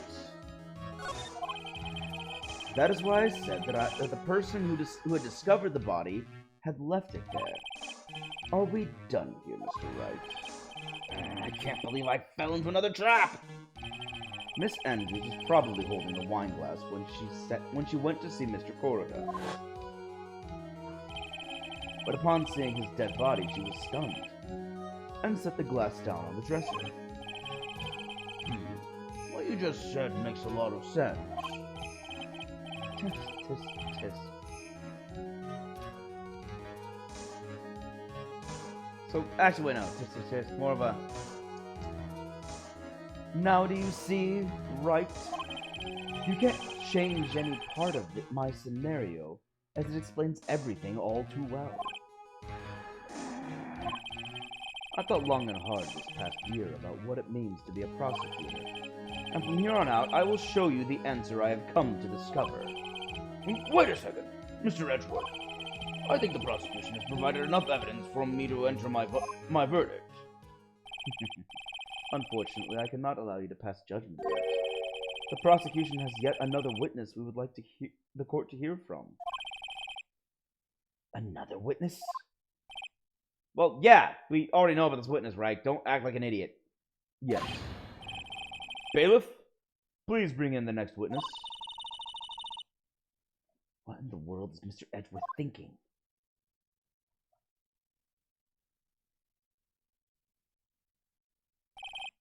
Now then, witness, please state your name and occupation. Old bag. Witness, your name and occupation, please. Gotcha!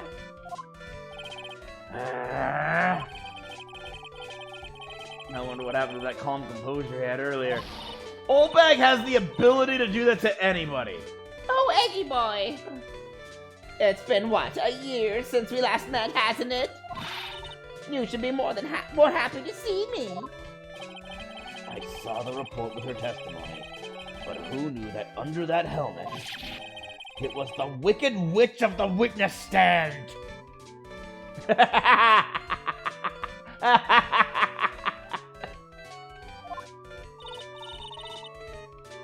I tell you, this time I know what I'm supposed to do.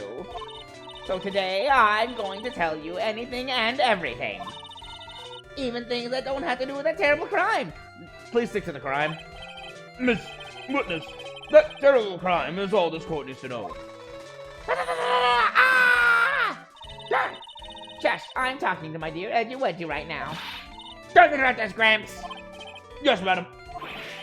No, please, by all means, interrupt her. Please!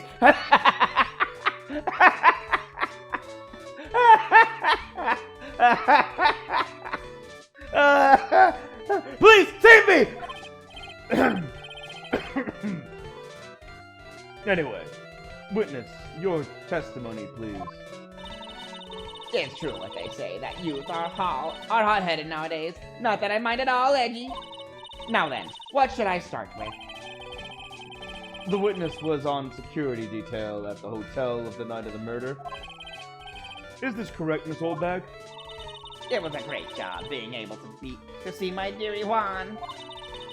It was almost too much for my little heart to handle. You mean you were a fan of the victim? Look, everyone is crazy over that on guard, saying he's cute in a fresh way or something. But not me. I wouldn't say anything so silly. After all, I have no interest in a child like him. I'm only interested in a real man, Juan Corda. Those two were the same age. Anyway, as I was saying, I was pacing in front of his room that night. Very well. Please tell the court what you witnessed the night of the murder. Leave it to me, Edgy Poo. Wow. Okay, here we go with Old Bag. Anyway, after the ceremony, I went to pace around in the hallway in front of his room. There was something I was interested in finding out, you know. Well, since I was on the job, I made sure to keep a good eye out the whole time. Then when someone showed up, it was a man coming out of poor Juan's room. It was On Guard! Matt On Guard! He was trying to sneak his way out of Juan's room.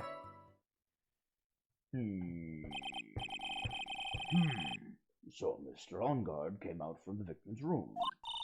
See, it has to be him. He's the murderer. I see. Well, Mr. Wright, you may begin your cross-examination. Okay, here we go.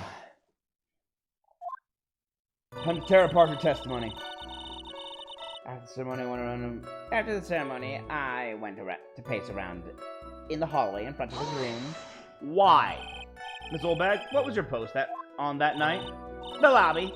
I was supposed to help set up the stage for that trifling show. But I refused to help, I'll have you know. It was for that lead-headed samurai's show. I even took out a few of the nails. Maybe it was a good thing the show didn't go on. Wow. Besides, that managers with the glasses seemed to be working hard at it without me. So I thought I'd take a break and spread my wings a little. And that's when you went to hang around the victim's door? There was something I was interested in finding out, you know. Something you were interested in And just what was that? It's not some little thing I can just go around telling everyone, you know. It's top secret between me and Juan. Ah, and Edgy Poo, of course. Mr. Edgeworth, what does the mean? What is this thing she was interested in? I have no idea. I despise gossip, Your Honor. Gossip? But should it prove relevant, we can always have it appended to her testimony later. It looks like we shouldn't force it right now. And did the witness stay in the vicinity of the victim's door the entire time? I'll come back to that, like they said. Well, since I was on the job, I made sure to keep a good eye out the whole time. Oh? Then would you tell us the number of people who went in and out of Mr. Corder's room? I have no idea. I wasn't born so I could count things for those who didn't pay attention in class. That's why ever since I turned 20, I quit keeping track of how old I really am. Ah, that's concerning. Yes, well, that would explain why your age was not included in the report. In any case, the witness then saw someone, correct? That's when someone showed up. It was a man coming out of poor Juan's room. Who in the world was that? I'm not allowed to say. This sort of information has to be carefully guarded from the masses, Sonny. The man that came out of Juan's room. He was... Yes, he was. Ah, I'm too scared. I can't say his name out loud. Oh, what I wouldn't give to have Francisco's whip right about now. Ah. Well, I guess I could tell you, since he was such a bad boy anyway. It was on guard, Matt on guard. He was trying to sneak his way out of Juan's room. You saw my client? Are you sure about that? Yesy!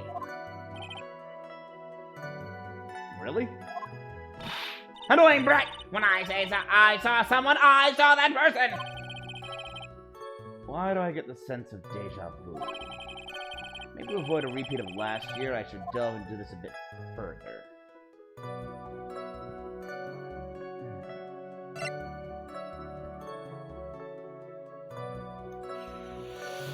Whew,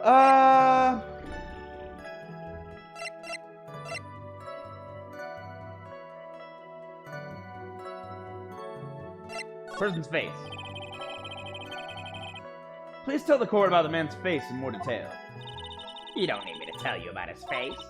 That soft, gentle look in his eyes, and his effeminate lips. His right eye covered by his silky hair, his sparkling, shining teeth. His teeth were shining? Well, he's shining all around in this week's pinup poster, dearie. This week's pinup? Why do you... I mean, I don't care how he looks in this week's issue. Please stay with what you saw that night. What? What? On guard's face is the same no matter where it is, you know, you whippersnapper. So you do care. You lied. What else did you lie about? So, Mr. Wright, was this testimony just now important or relevant in any way?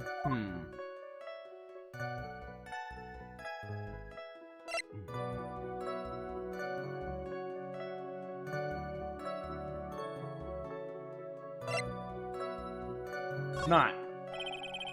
I guess it really wasn't that important after all. Mr. Wright, do you know why we say time is valuable?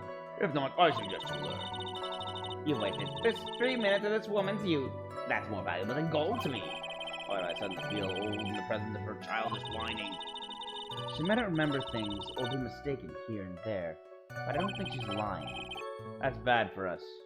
Really bad. But that's how the human mind is. It also has the tendency to jump off topic. She's strayed onto a few interesting side topics this time too, hasn't she? But that's what makes her a sweet old lady, right? That's because you're not the one who has to question her.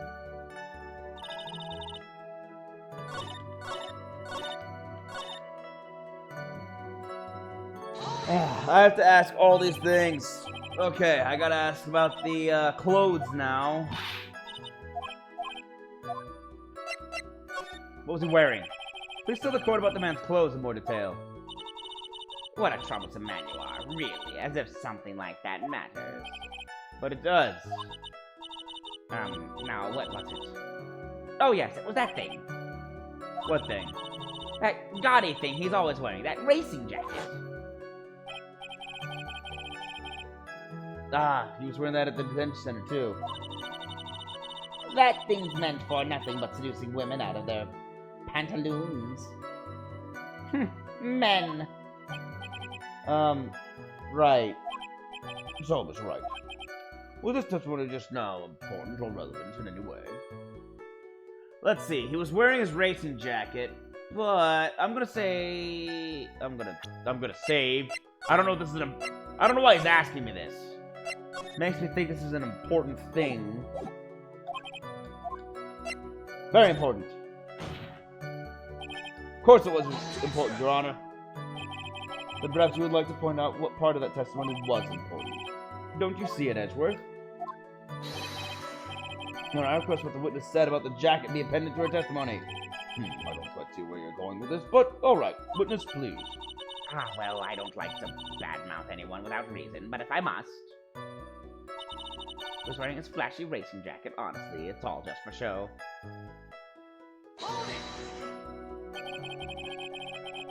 Are you sure the defendant was wearing a racing jacket? What do you think?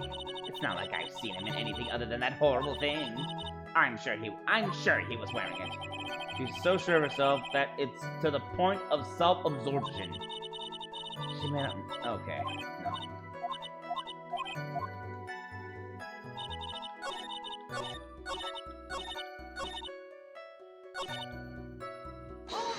Okay. Let me go put the victim's face in there. I'm curious what she has to say about all these things. Crud.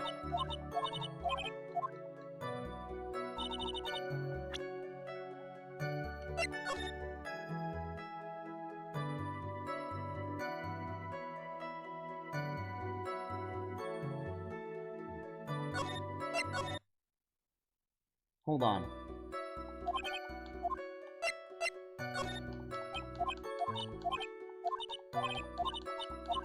Okay. So these don't cost me anything. I'm gonna append the... I'm gonna add the... face comment.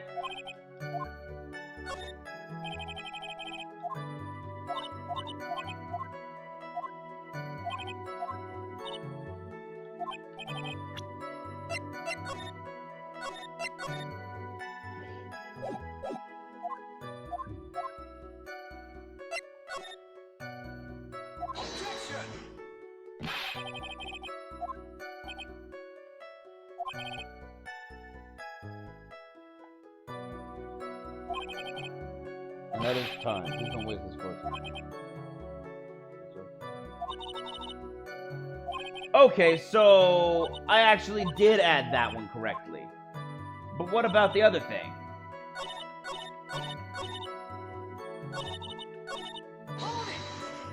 It was...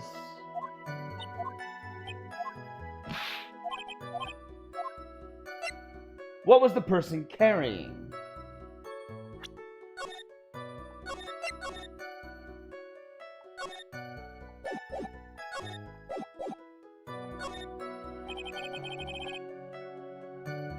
What was the man you saw carrying? In which hand? His right or his left? Ah, now this is a real mess. I mean, I can't be expected to answer such a vague question. Indeed. Please be more specific with your question, Mr. White.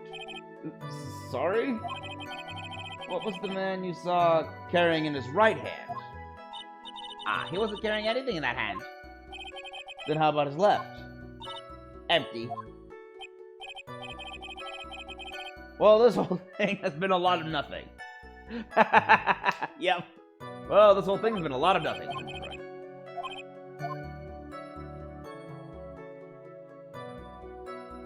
I'm a little curious to see what they say.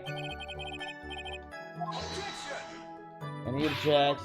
As I point out, put it that way to get me to say. Okay. Fair enough. Let's go.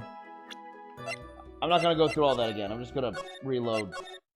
Which is gonna be right here with the person's clothes. Turns out it was his clothes. I was right. My instincts were right all this time. I've wasted nothing but time. The red racing jacket. Very important. Of course it was important. Your Honor.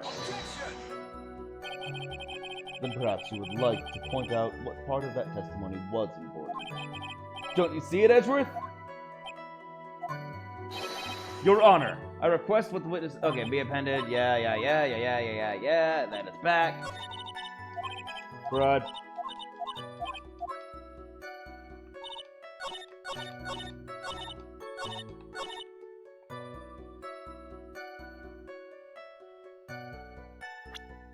Wasn't there something else evidence-wise I needed to show?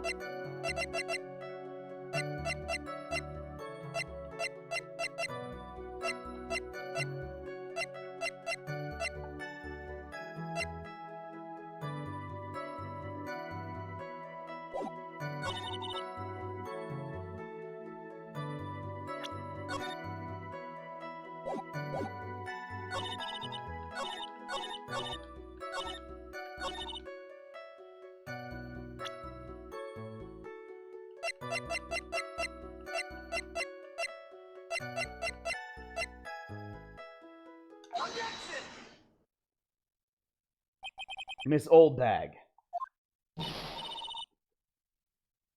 What? Don't say my name for no reason. Do you know what this is? Ah! It's butt number 2 of the Diamond Ninja's costume! How do you know it's butt number 2? Now I know she's an obsessed fan. She identified it in a single glance. Give it here, give it here! If you don't trust me, I'll punish you with... If you don't give it to me, I'll punish you with this! Ah! Wow. She really is a diehard fan to want a button covered in blood.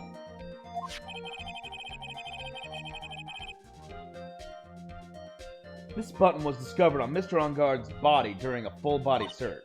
See? This button proved beyond a shadow of doubt it was that rascal on guard. It was caught up in the pleats of his nickel samurai Akama pants. See?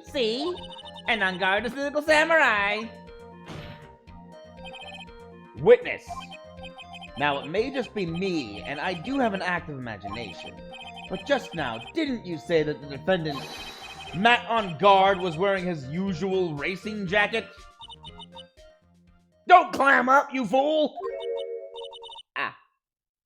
I'm so sorry. Sorry that you judge people based on what they wear! If I wore that trendiest looking outfit, it is hideous, right? I got tape recorder stuff. It's heavy, it's so heavy, I wish we could... Wait, you have a tape recorder? You record things? Understand? Now take a look at a documentary on curling. You should... Ah! What was all that? Now hold your tongue still there for 1 second. So what you saw in actuality was not Mr. Engarde the man, but Mr. Engarde the nickel samurai? But when you think about it, they're really one and the same anyway. Miss Oldbag, this is very important. This is a very important point we're talking about. Edgy Poo, do you think so too? Well, it might be something worth considering. Just say it's important and agree with me for a change. Witness, think carefully and try to remember as much as you can before you testify.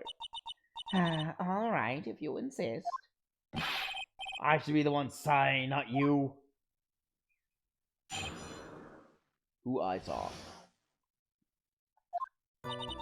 On guard. Yes, now I remember. The nickel samurai, that's right. It was the nickel samurai that I saw. Yes, it would have been convenient for him to wear his costume during the murder.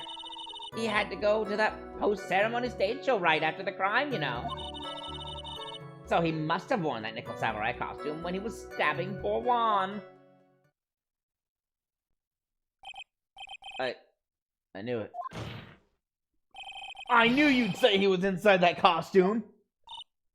What? Did you think there could have been someone else inside that costume? Don't be a bad little boy thinking such rude things. But the possibility does exist. Ah, youngins today.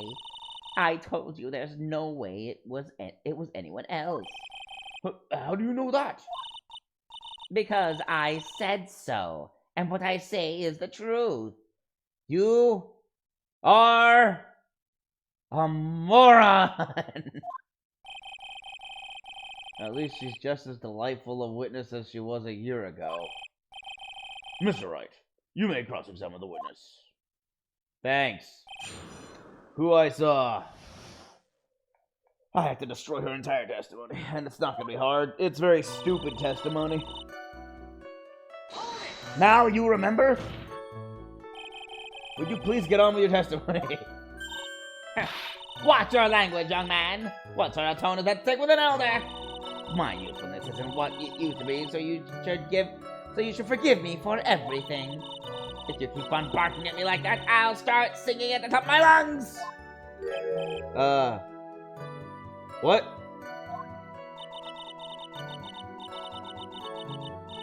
A striking figure by the sea, standing all alone is he. He's the Nickel Samurai. She's actually singing. Someone help my poor ears. Mr. Edward, can you please do something about this racket? Witness, I'll give you a piece of gum later if you'll be good and stick to just the facts. Okay. You promise, right? Right. I'll be sending the bill for the chewing gum to your office at a later date. Remind me to send you a thank you note later, too, Edgeworth, old chum. Edgeworth, old chum. Okay, the Nickel Samurai, that's right. It was the Nickel Samurai that I saw. Be a little more careful with your testimony, please. Not too long ago, you said he was wearing his racing jacket, and now he's not? Not too long ago? But let me ask you this. When you were itty bitty, and what was your grand dream?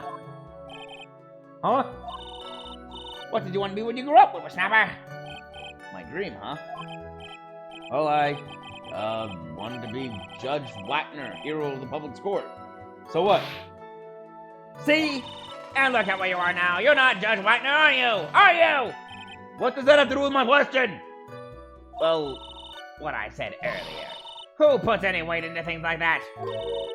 The now is everything, and I can't be held responsible for the past. Yes, you can! That's literally what court is! Ah! This woman is infuriating! Since when did court become theatrics over testimonies? All that matters is that man was inside that costume. Isn't that enough? Yes, it would have been convenient for him to wear his costume during the murder. And why would that be? That way no one could see his face, of course. But there's still no advantage for him that I can see. In fact, you would think that costume would make him stand out all the more. You're such an annoying child, you know that? You disagree with everything I say. Isn't that what you're always doing to me? I got it. Maybe it was more troublesome for him to change in and out of his costume. He had to go to that post-ceremony stage show right after the crime, you know. Was there anyone else scheduled to appear at the post-ceremony show? Well, all the contestants were supposed to go on stage in a friendly gesture thing. And that included the Jammin' Ninja? Of course it included him. That's why when On Guard came out of Dear One's room, I didn't give it a second thought. I see. Well, anyway. So he must have worn the Nickel Samurai costume when he was stabbing poor Juan. So let me ask you one last time. The person you saw, it really was the Nickel Samurai? As showy as ever. Haven't I been saying that from the very beginning? No, you have not. Can I throw in the towel yet? You don't need to think too hard on this one. Huh? There's a contradiction in her testimony. It's sitting in plain sight. The question is what that contradiction means for us. Well, I have to figure out what you're talking about first, but okay.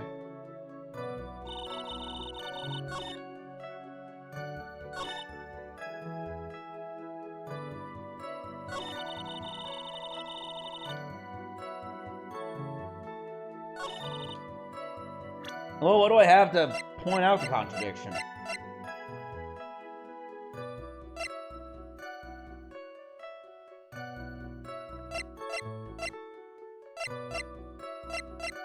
I know he ate a steak and he only had half an hour.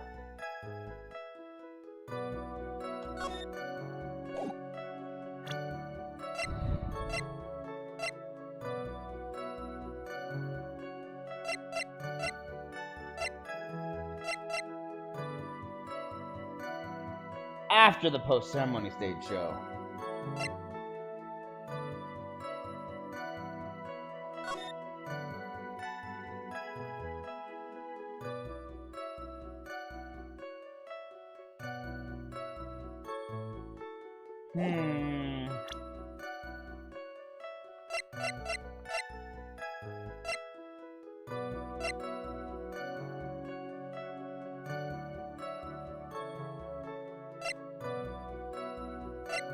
A lot of fingerprints in this one.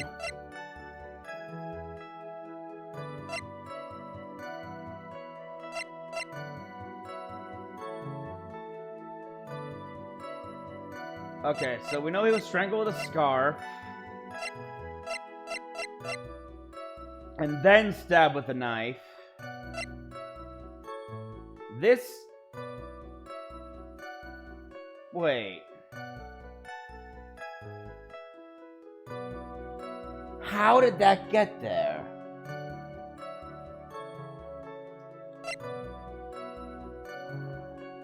And then...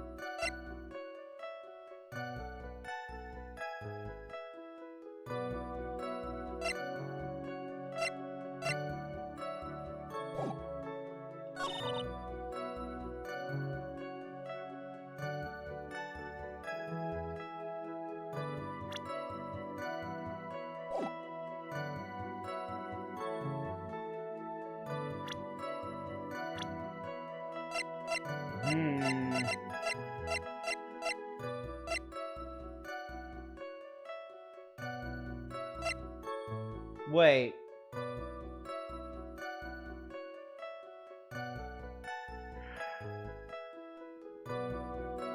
Did she not see Andrews go to his... Oh, hold on. She mentioned her.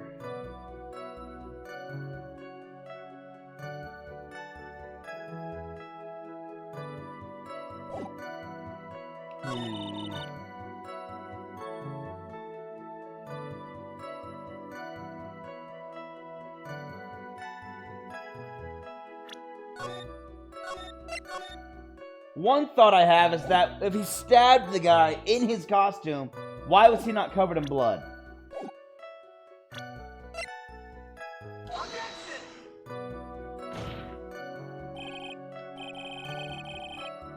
Okay, so no, that's not it.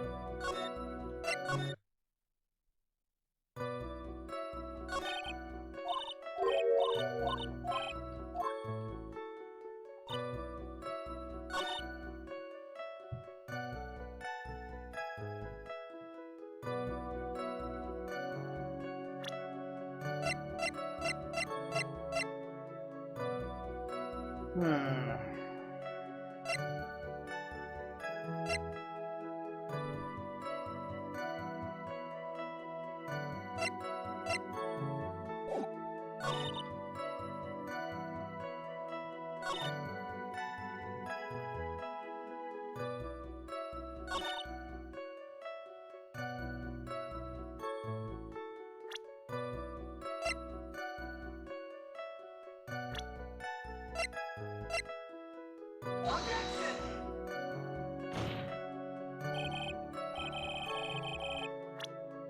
Nope. Okay.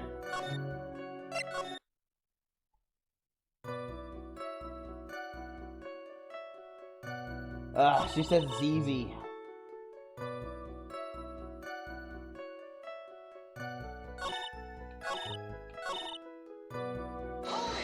She talks so much that it's really hard to get anything out of this.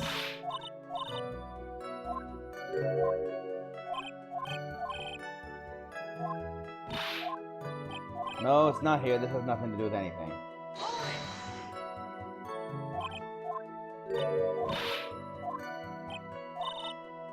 This also has nothing to do with anything.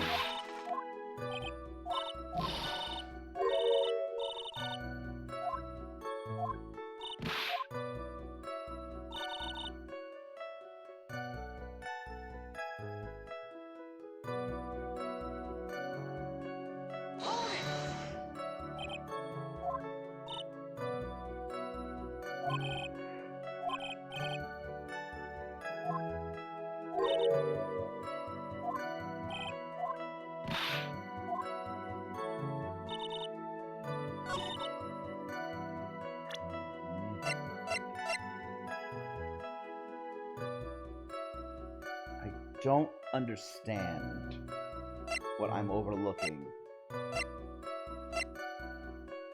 Map of the Gatewood Hotel. Yes. Empty? No. Water on it.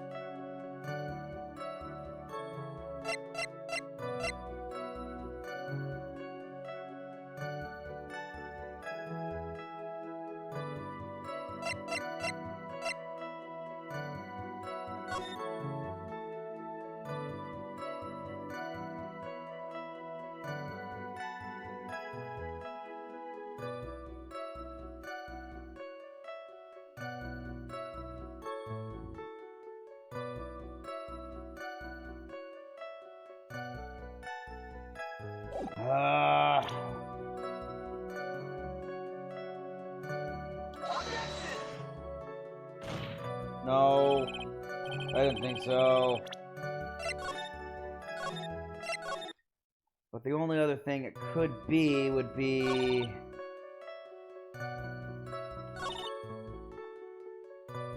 I don't know.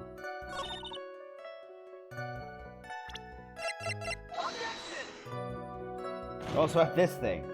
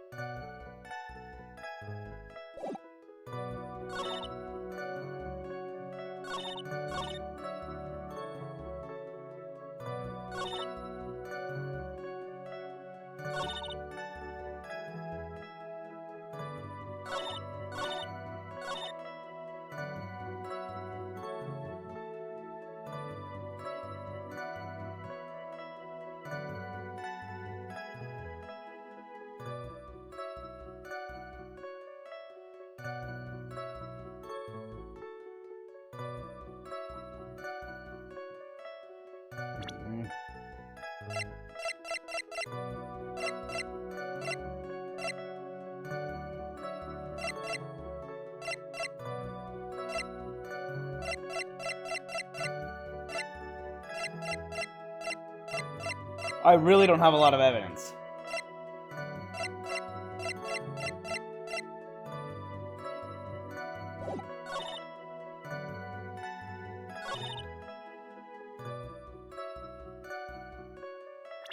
There's no way. I didn't think so.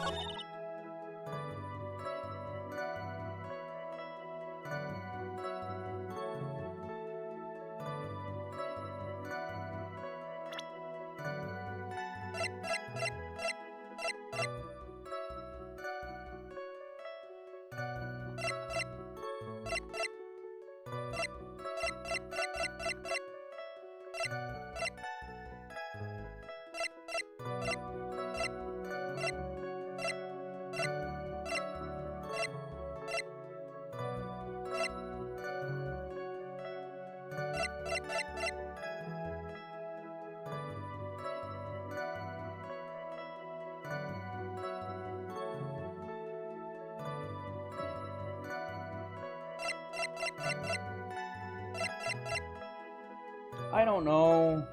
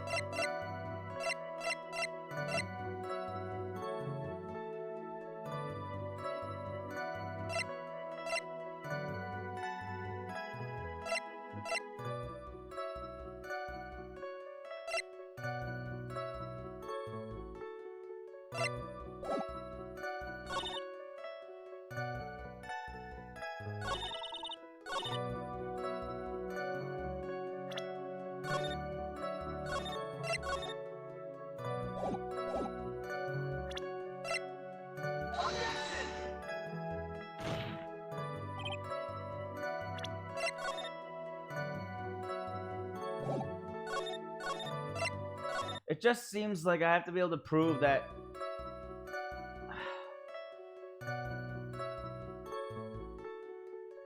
He had to go on. Yeah.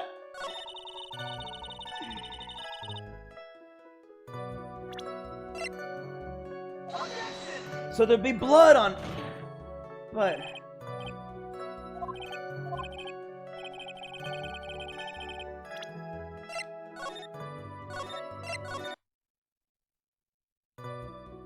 Ah.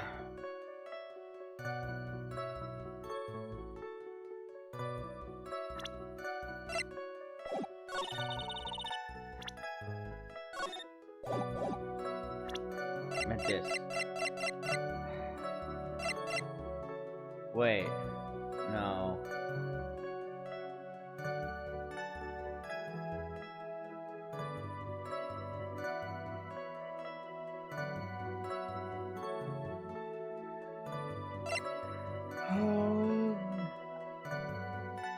One quarter's murder scene.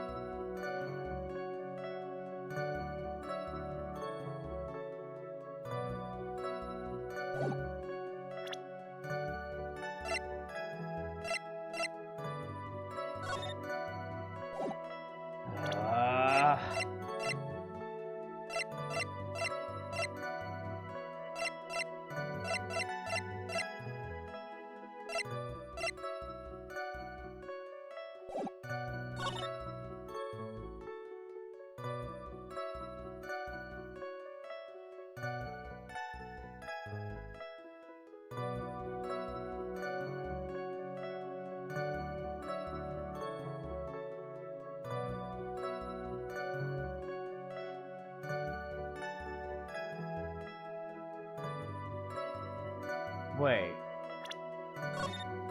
Could it be that easy? Could she not have actually seen anything?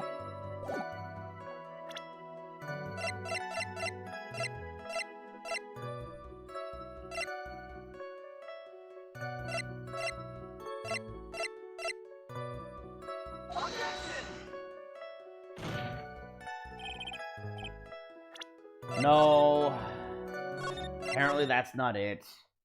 Even though he was strangled, not stabbed.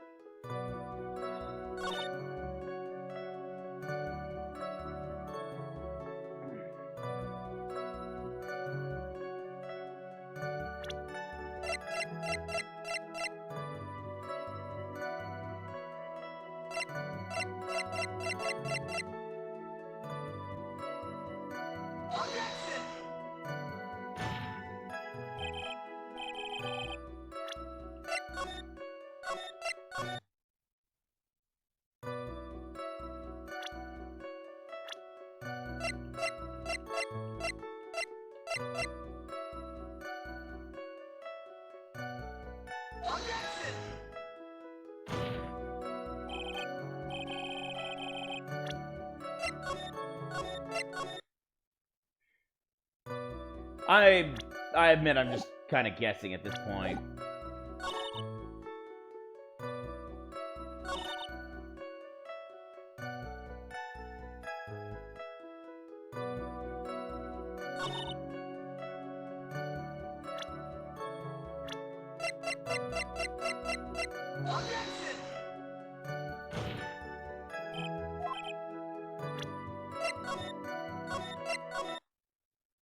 I'm at a loss.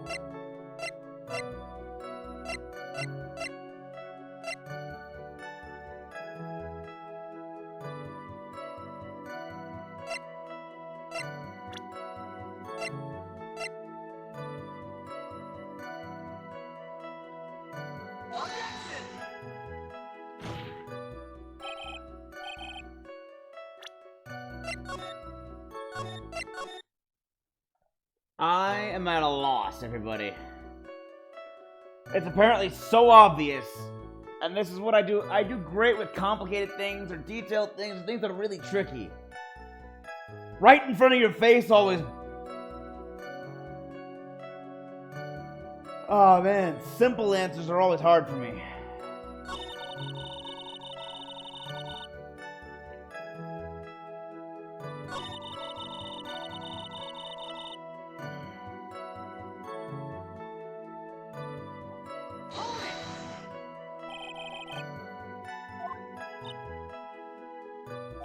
Face.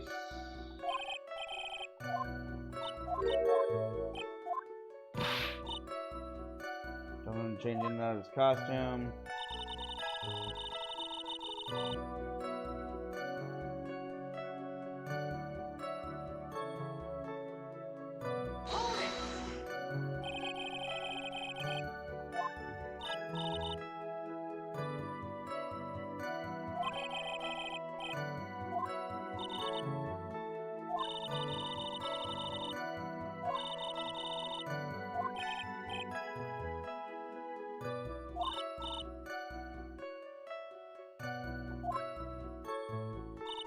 So it must be that. That must be where I go. I had to go to the post-service stage show right after the crime, you know? But... what's the evidence?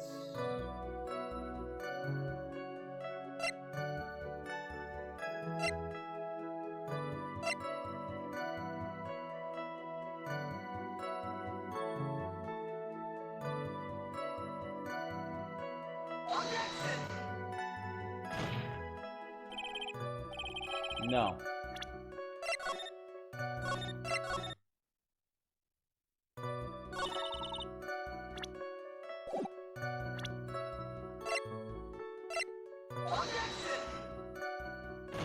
Not the knife, either.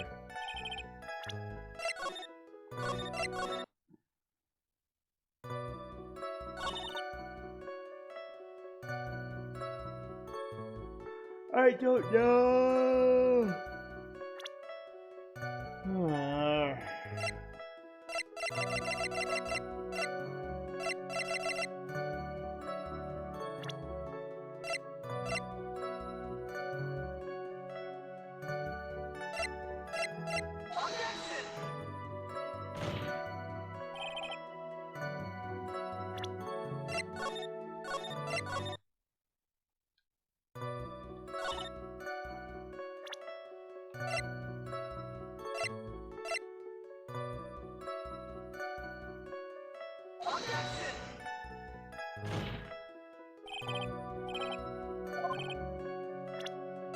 I'm running out of evidence, people.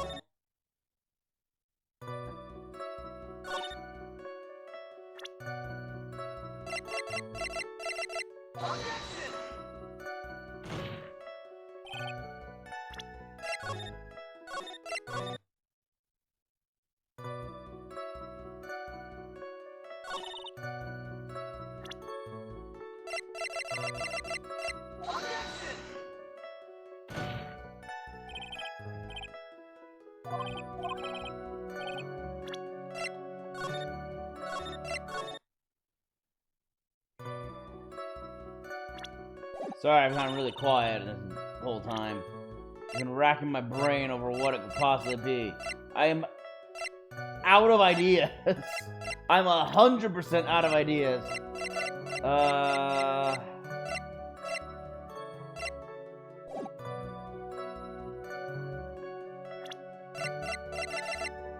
I don't know.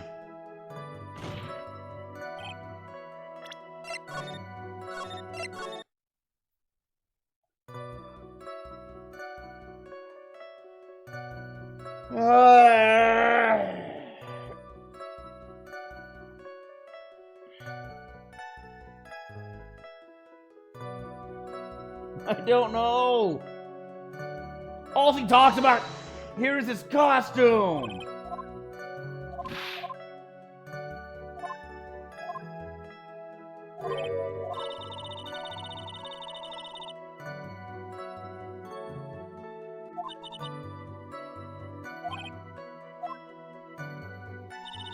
Right in plain sight means here.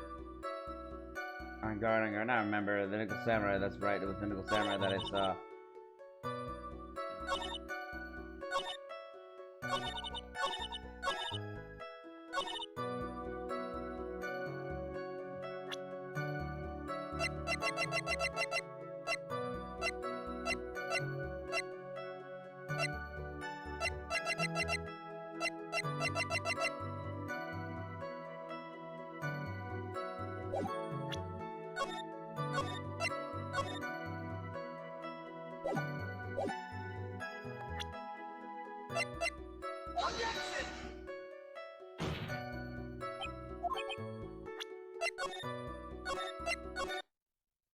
Because I haven't done anything on the first one. That's all I can think of.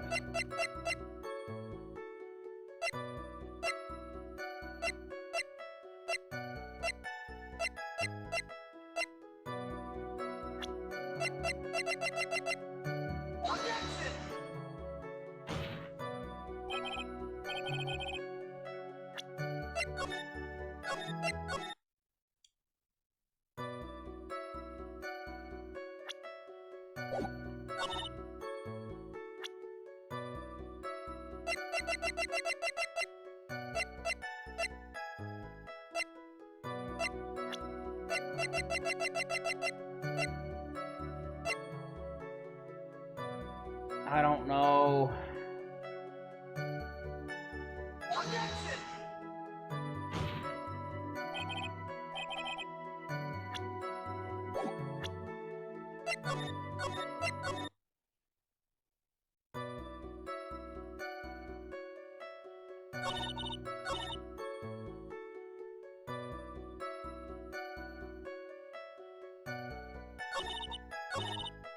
Okay, I'm out of ideas, so what I'm gonna do is cheese it.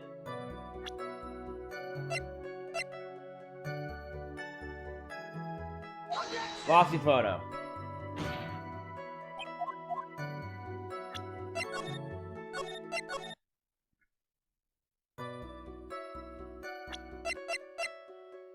Press conference ticket.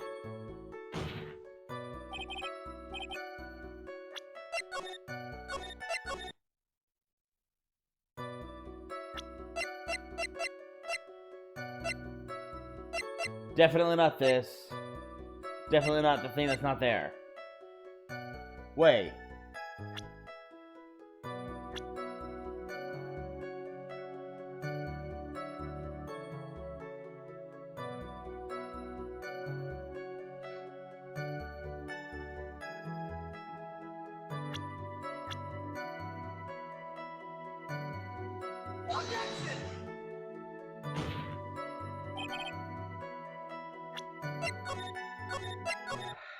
There's no way.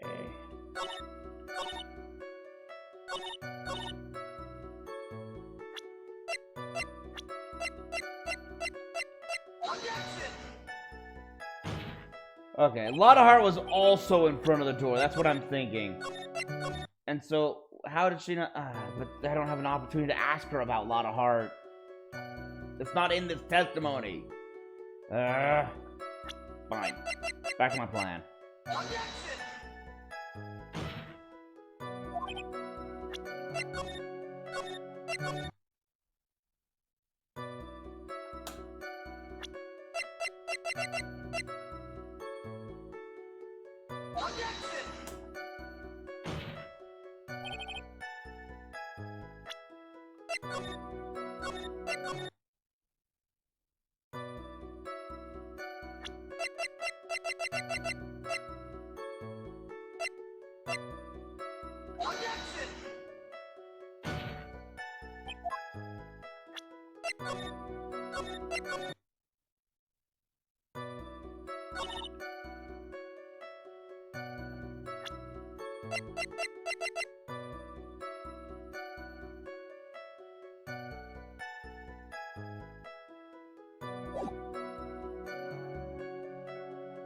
It says she saw a Nickel Samurai. So, okay, so my clue is that there is a contradiction in plain sight. It would have been convenient for him to wear his costume during the murder. He had to go to that post-ceremony stage show right after the crime, you know. So he must have worn the Nickel Samurai costume when he was stabbing poor Juan.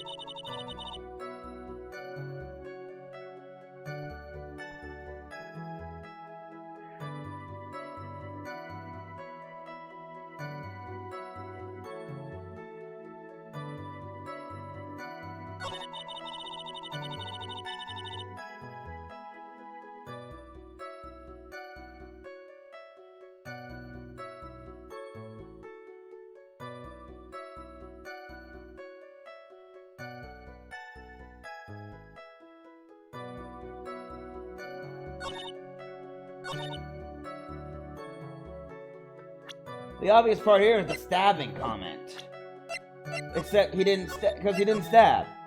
But I tried the knife and it didn't work. I did the knife! Did I not do it on the right part? I thought I did it on the right part. Please take a look at this. Yeah, so it's a knife. Big deal. If you're trying to scare me with that, I'll have you know it won't work. No, that's not my intention at all. That's the knife that was used in the murder, correct? Your Honor, do you know why this piece of evidence is important to this case? You don't even have to ask.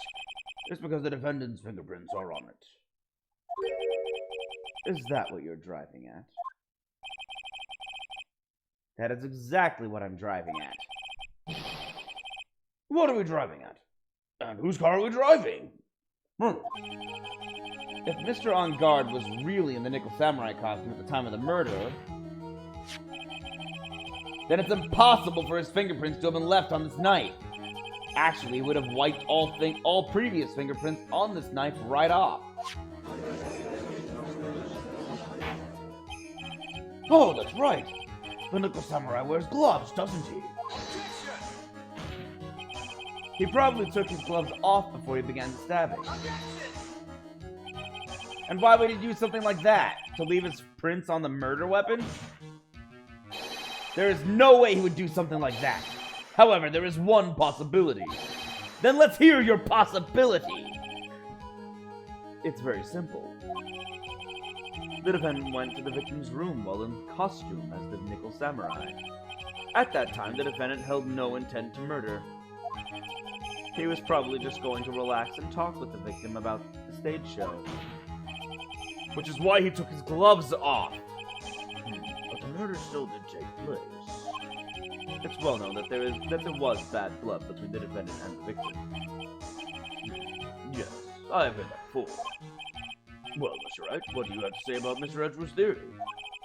So let me get this straight. Edgeworth's theory goes like this. When the defendant went to the victim's room, he had no intention of killing him. Now, to this point, are there any problems with this theory?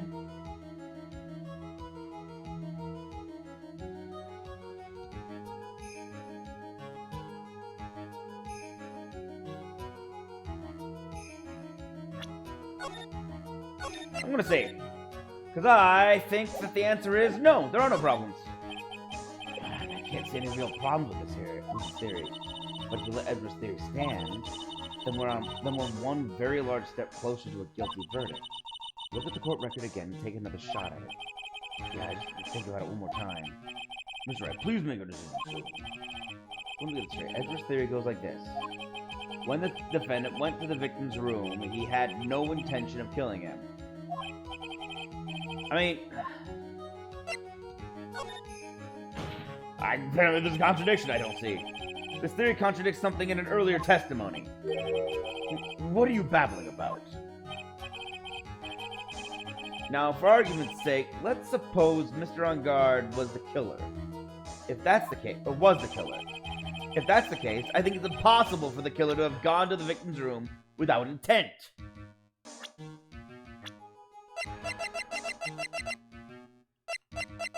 Oh, right, the knife. Well, he brought a knife. This knife. This was used by Mr. On Guard at dinner. Yes, we did establish that. Which means that if my client was in fact the killer, then he brought this knife with him when he went to visit Mr. Corrida. I suppose. However, you just said it yourself. At that time, the defendant held no intent to murder. If that were true, then why would he bring a knife? He wouldn't, would he?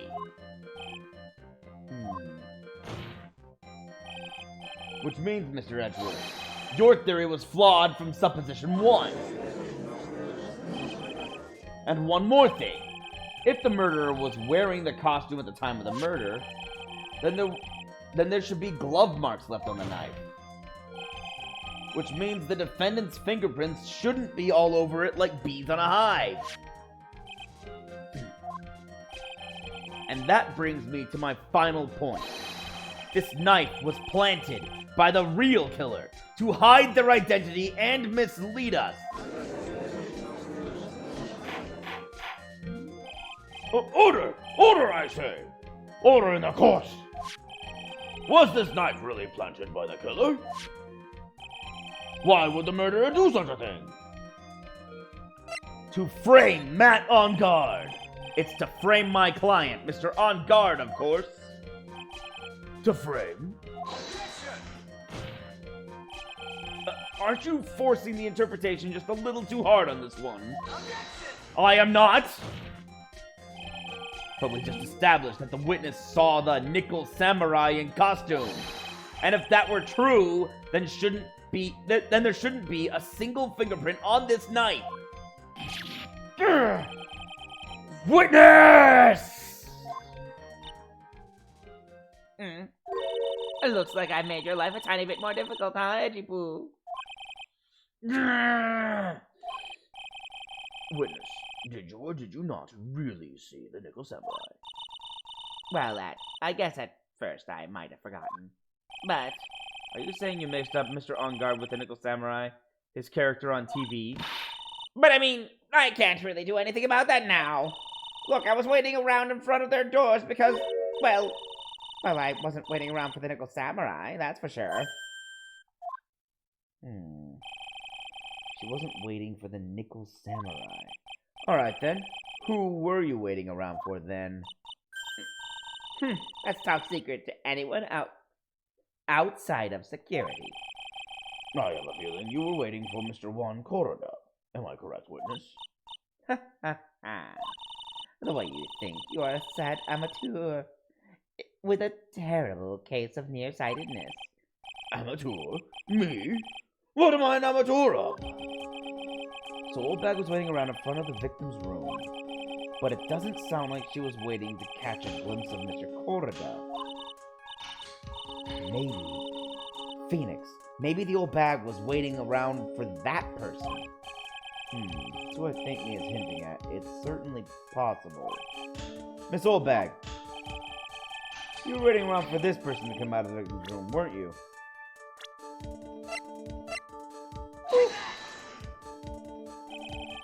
Who is this person?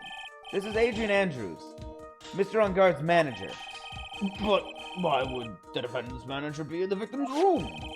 It seems that this is the latest rumor in circulation, Your Honor. Oh, this is... I see.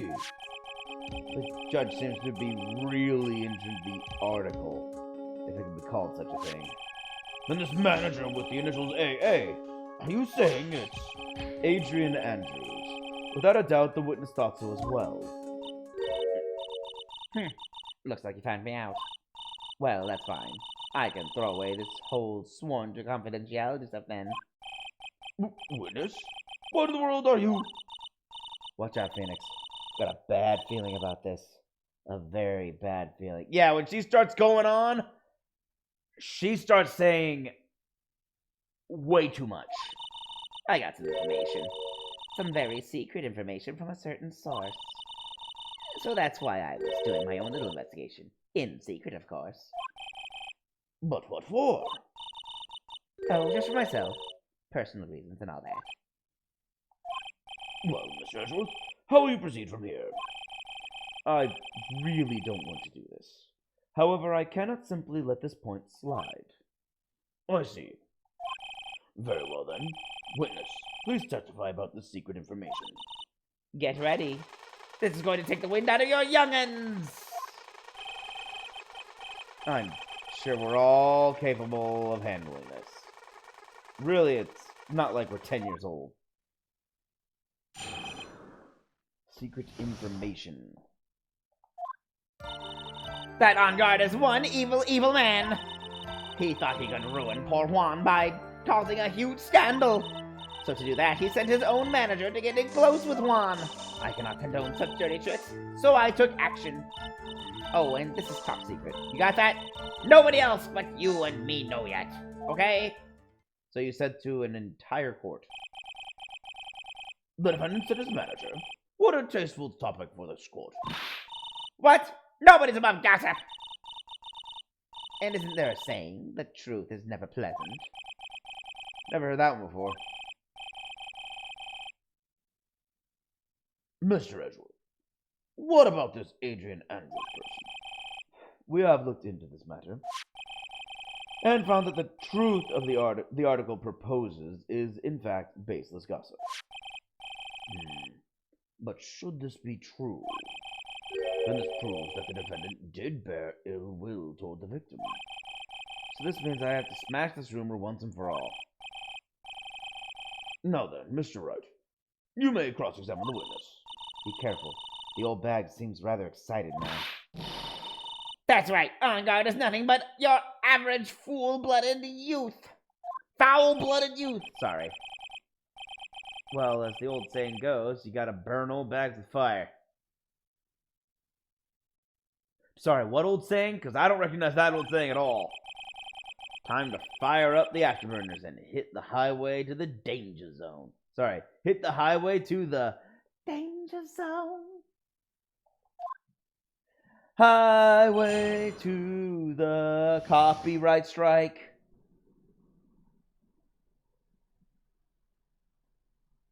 Secret information. That On Guard is one evil, evil man. That's your opinion. You can't say something like that without proof. That's just slander.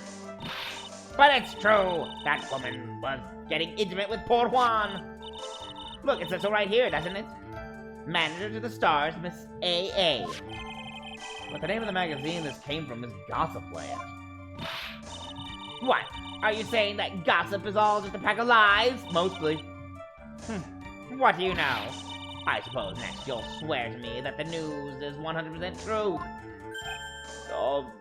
No. Honestly, Sonny, you can't discriminate between the news and gossip. Well, you're not wrong, but you gotta back up everything with facts. The news at least tries to use facts, as in, like, evidence and stuff. Now, granted, they get it wrong a lot of the time. It's just what we're seeing. So, yeah. Take everything you hear with a grain of salt, people. That's what I'm saying. Everything. Even from the most, quote-unquote, reliable news sources. Yes, discrimination is bad, Mr. Wright. Discriminate? When did I do anything like that? Anyway, On Guard will never get me to say touche. Trying to get ruined by poor Juan by causing a huge scandal. A scandal? What do you mean by that? You're a dim-witted one, aren't you? Hey. I can't believe you don't know what a scandal is. Honestly, what are they teaching kids in middle school these days? No, I wasn't asking what the word scandal means. Even I know that much. Well, that On Guard thought he could own a monopoly on popularity. So to do that, he sent his own manager to get in close with Juan. You don't have any proof that Mr. On Guard did any such thing. You must be suffering from shock. The shock of hearing the truth. And now, since you're in so much shock, you can't do anything right! You're right. I can't do anything. But boy, do I wish I could do something about you. Alright then, Sonny, show me what you got. Can you show me proof that On Guard didn't bear any ill will towards Juan? Can I? That's a thought I hadn't considered.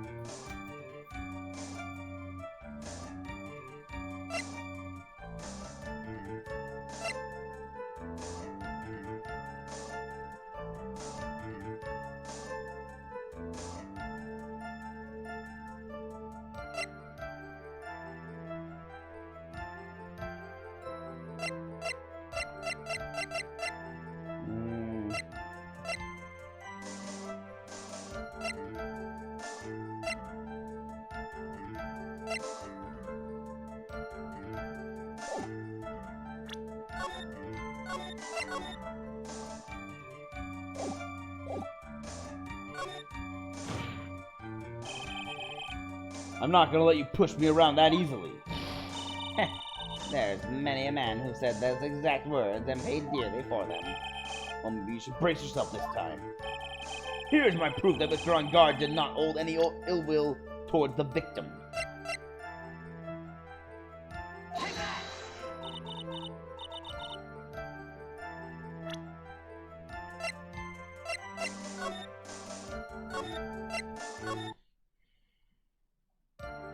I don't think I have any proof.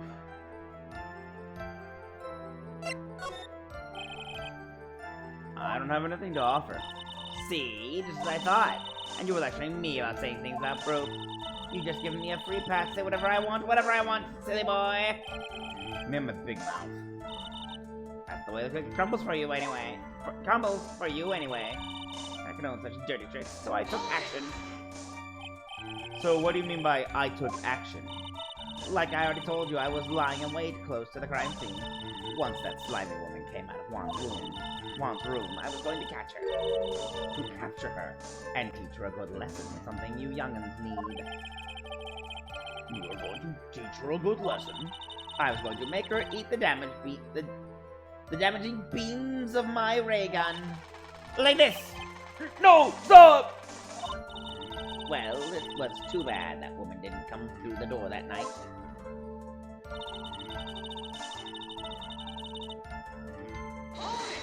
Why is it top secret? Wait. Wait! What? I'm a busy woman. Tea time with the kids is over. Secret information that no one else knows yet. If that's true, then how do you know this secret information? Well, that's because I'm a pro. Yes, that's it. It's a secret. Even if you drill the hole to my brain, you'll never find out. How in the world did the old bat get such a secret piece of information? I know this one! I've suspected it for a while now. So no one else is supposed to know this secret information, correct? If that's true, then why do you know it, Miss Old Bag? Why are you looking at me like that? Stop that! Witness! I hate to say it, but this is how you came to acquire your secret info, isn't it? BAM! The investigative photographer, lot of heart. Oh yes, I remember that mischievous girl. She reported that she had lost a certain note she had written to herself. She reported such a thing. On that piece of paper, she had written down some of her outrageous impressions about the relationship between the victim and Miss Andrews. What? Outrageous ideas, you say? No, I said impressions. Then everything written on this piece of paper is completely meaningless? Ah, that's it! That's the note! Ah! No! You see, this is something completely different! This is my top secret list of groceries to buy! And you were the one who took this heart's note. I'm a huge fan of Juan's, that's why! That infamous puffy-haired whippersnapper. She's working with that evil On Guard. She said to herself, On Guard, I'm his sidekick. She was so happy, smiling like a silly duck. I was only checking what she had written. You also stole her camera. Edgy Pooh, you believe me, don't you? I was only trying to help out like you angel I am. It's only one little piece of paper. I've never taken anything else before. You really should come with a supply of cheese to match your vintage wine. Ha! Nice! I've got to remember that one. You really should come with a supply of cheese to match your vintage wine. Well, it was only a piece of paper. I suppose we can overlook this just this once. She looks like she's really sorry. Should I forgive her? Pile on more pressure. She's made our lives rough. She's not sorry, she's manipulative. If I let up on her now, she'll get away. I have to find some way to inflict a deafening blow to the prosecution. Witness! You said that the only thing you stole was that note. Is this correct? Stole? Why don't you listen more carefully, you annoying brat? I saved this piece of paper from a terribly lonely trash can, that's all. You're lying, damn it! And I can prove it! Are you putting my credibility under scrutiny again? Abso-freaking-lutely, Miss Old Bag. I don't believe that the note is the only thing you stole that night. Bang! Camera! Miss Old Bag. That note was with a camera inside its case, wasn't it? No camera. Yesterday, Lotta Hart was raising a huge stink over her camera. She kept saying something like, my sweetie $1,600 camera disappeared on me. Why? Why? Witness! What is it, Gramps? If you have the note, then it is only logical that you have the camera too. Looks like you found me out again, Sonny. Is this the camera you're looking for? Yes. That's... What? Even though I look like this, I'm still a person, you know. I still eat meals like you, I fall in love, and borrow things from people.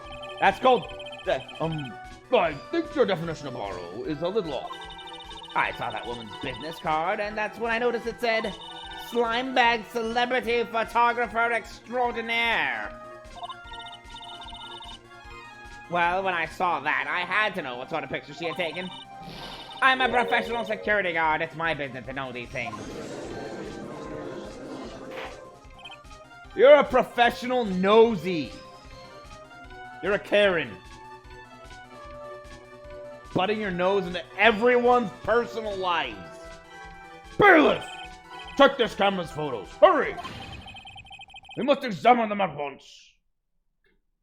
Thank you, Judge.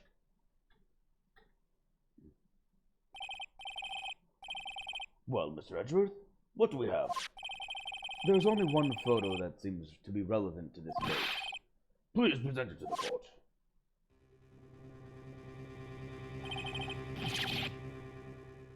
This is the Nickel Samurai!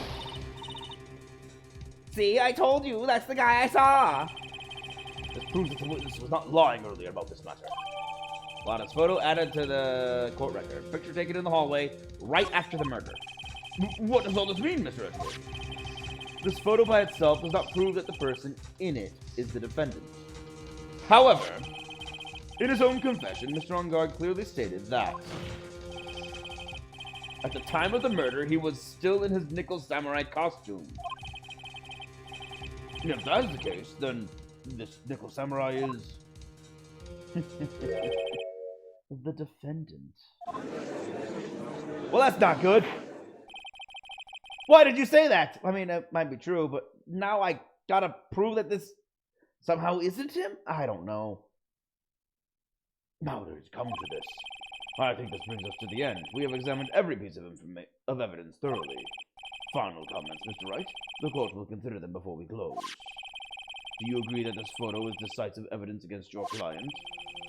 If this photo really is decisive, then we're done for. But if I raise an objection and blow it, then I would put Maya's life in jeopardy. But her life's in jeopardy already if we lose. So I'm doing it. Can't make a mistake here. There's only one road out of this mess. This photo that Lotta took. Theirs.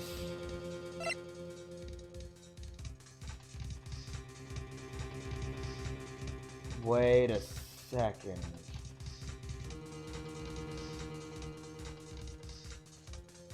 There is something strange about it. Do you all see? I don't see any bears.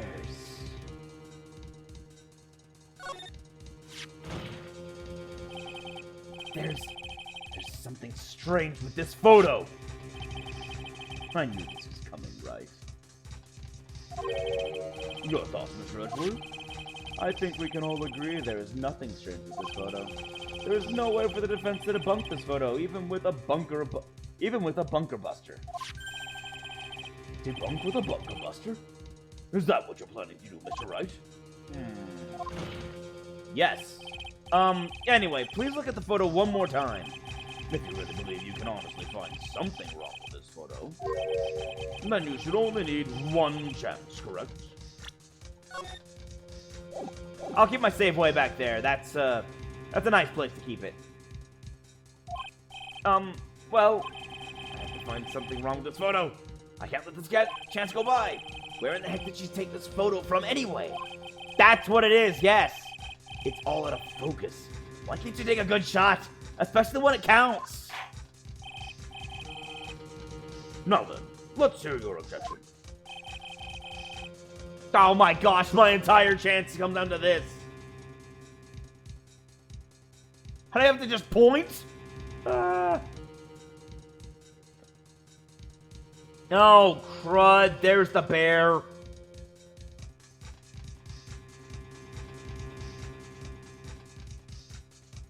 That's not good for me.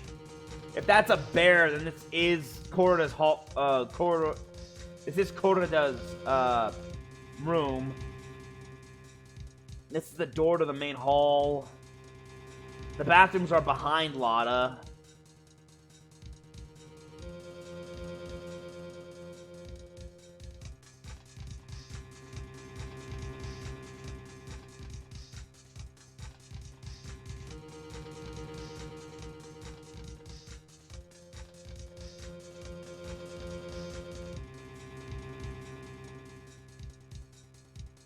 Where's his right arm? Must be behind him.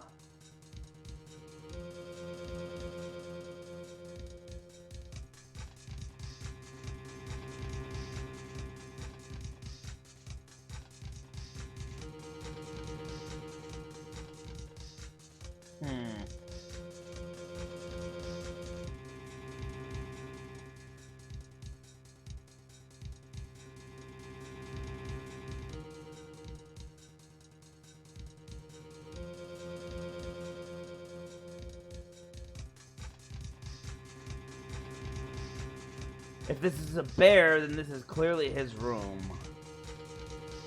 It's right after the murder, so either he's coming from or going...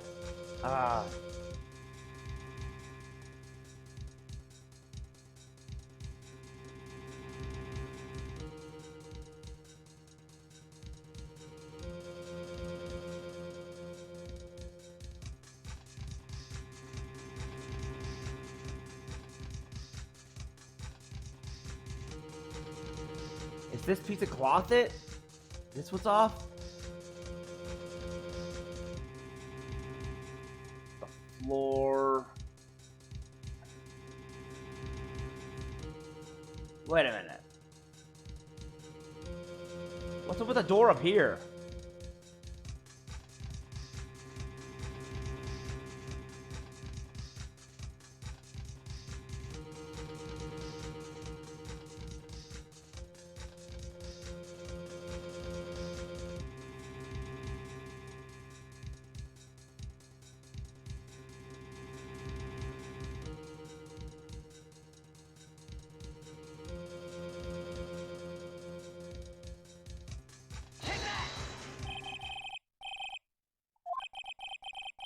Is this person here, of course?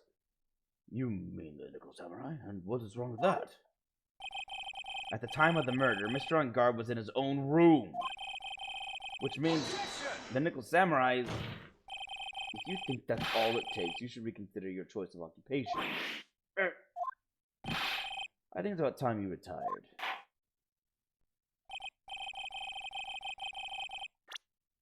I say it looks like there's no problem with the photo.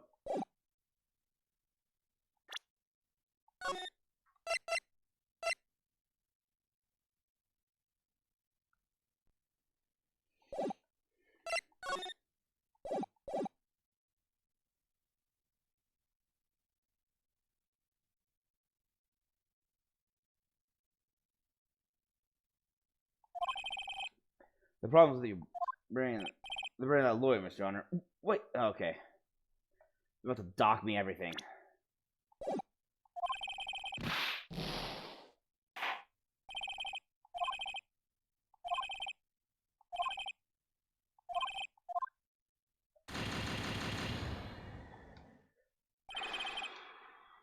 Record immediately.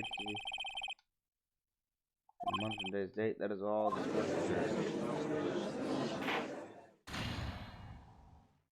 Dang. So,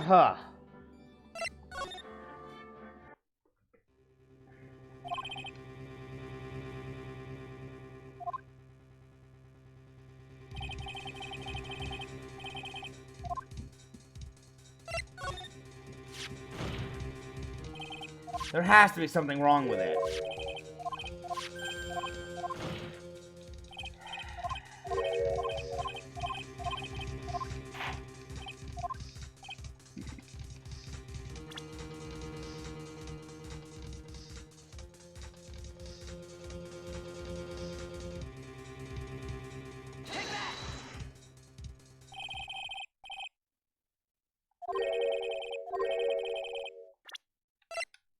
Well, that's lame.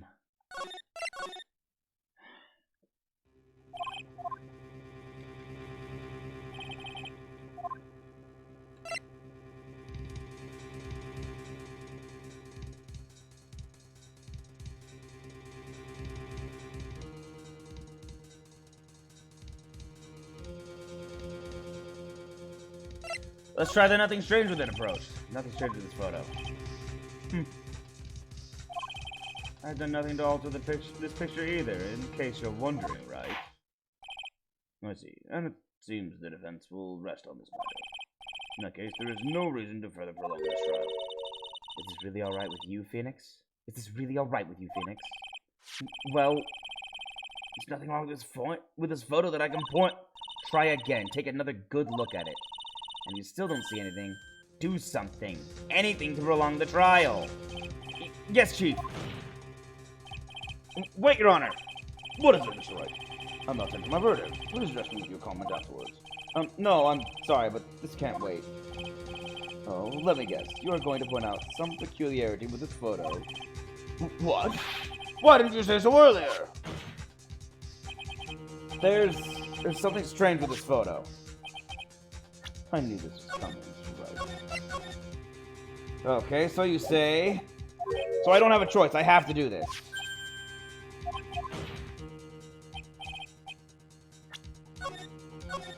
I'm gonna try and save closer. So it is one of those where I have to point out something.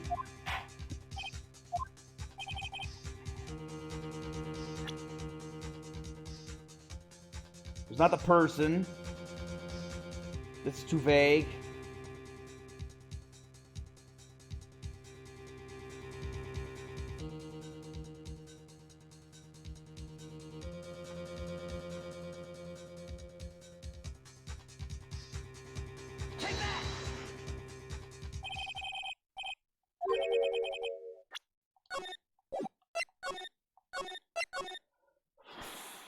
I don't have a lot to look at.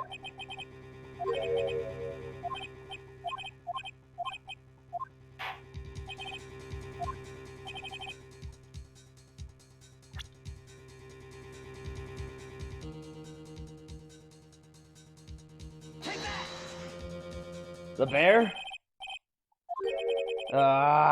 No, it's not the bear.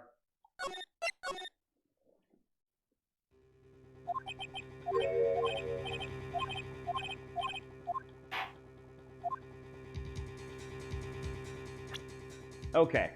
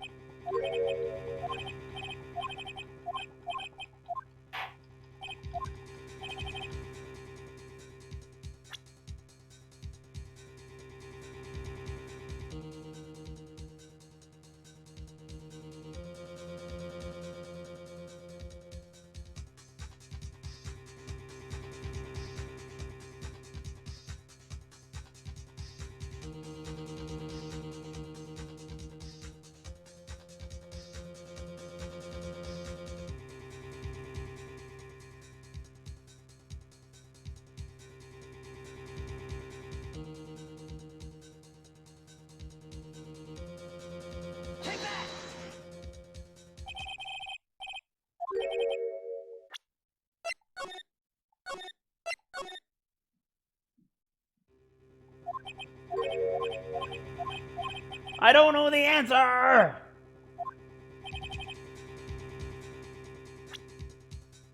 Anytime you click him, it's just a person. This person. The Nickel Samurai. Which leads to loss. Anytime I click the door, it's somewhere around here. Same with the bear and the flowers. Same with this door.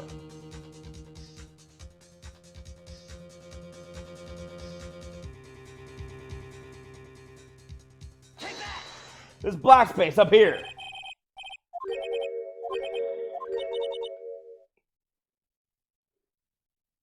I'm sorry. There's nothing weird about this picture.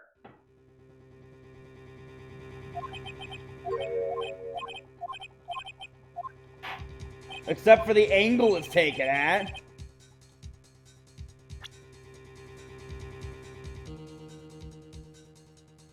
Ugh.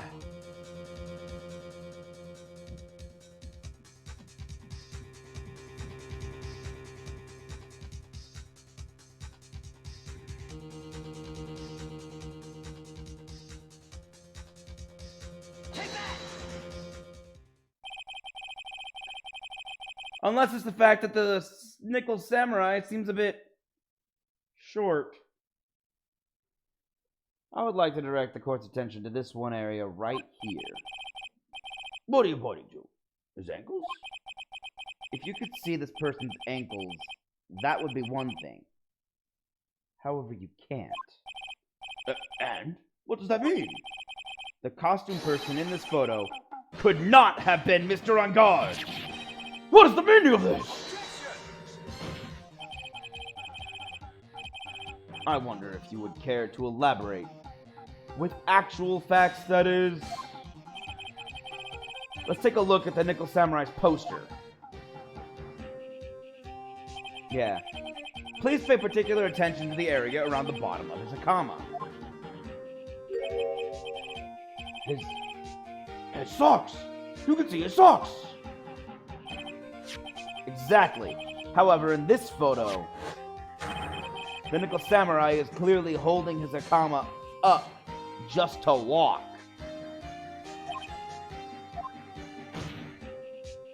There is only one explanation for this. The person inside this costume is clearly much shorter than the defendant.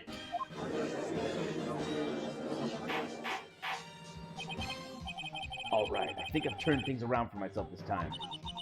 That's curious. Huh? What is? Edgeworth is unusually calm today. That's true. He's just letting the trial run itself. As if he's only along for the ride. Along for the ride? What do you mean by that? I can only guess that perhaps he doesn't feel under attack at all. He doesn't feel under attack? Then I haven't damaged his case at all? Mr. Edgeworth, where does this leave us? If the person in this photo is not Matt on Guard, then everything the prosecution has tried to prove has become meaningless.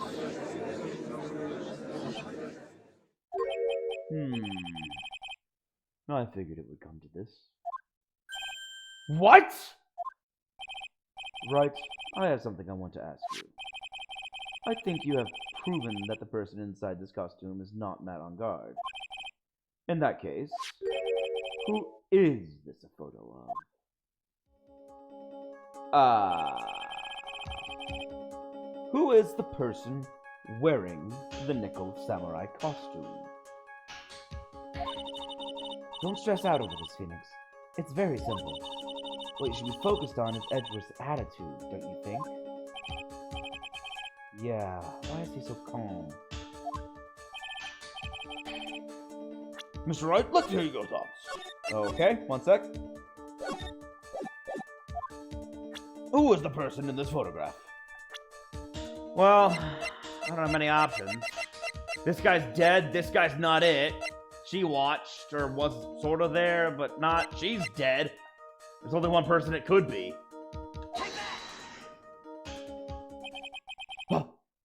Adrian Andrews? If you want to know who that Nickel Samurai is, It is none other than this woman.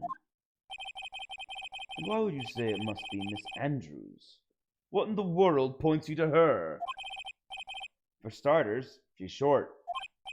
And she can freely move in and out of Mr. Ungard's room. Finally, she had dinner with Mr. Ungard that night. And how does that all add up? It means that it makes it very easy for her to get a certain item. A certain knife with Mr. Ungard's fingerprints all over it. The knife that was used as a murder weapon! Why don't you just say what it is you want, Wright?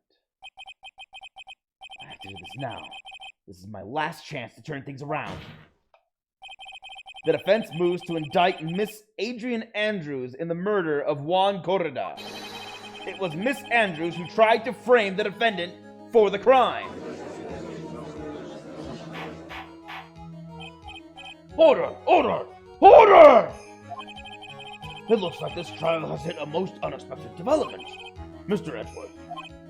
Yes, Your Honor. This court is issuing a subpoena for Miss Adrian Andrews. A verdict cannot be passed without first hearing her testimony. All right. This is it. This is kind of bad for us. Huh? What do you mean? If Adrian Andrews is summoned to court as a witness, it means that the trial will go on for another day. One more day? Ah! If I don't get a verdict today, then Maya... Now then, we shall set Miss Andrews' testimony for tomorrow. What am I supposed to do? The judge is about to adjourn the court! Raise objection! Hurry! Ah! Now then. Please, Your Honor, continue the trial. You must pass a verdict today. I can't do that. We cannot hear Miss Andrews' testimony. She is not. Hold it? Hold it. I abhor wasting such valuable time. Edgeworth? Your Honor, I request that you please continue with today's trial. But we cannot continue due to the unexpected development. Unexpected developments? I think you underestimate me, Your Honor. And what do you mean by that?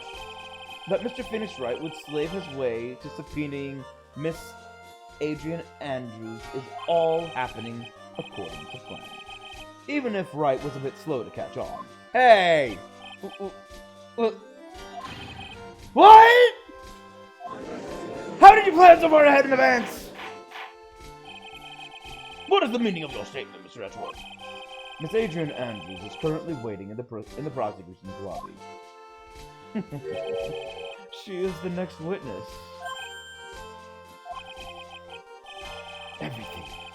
Everything was planned out in advance by that man?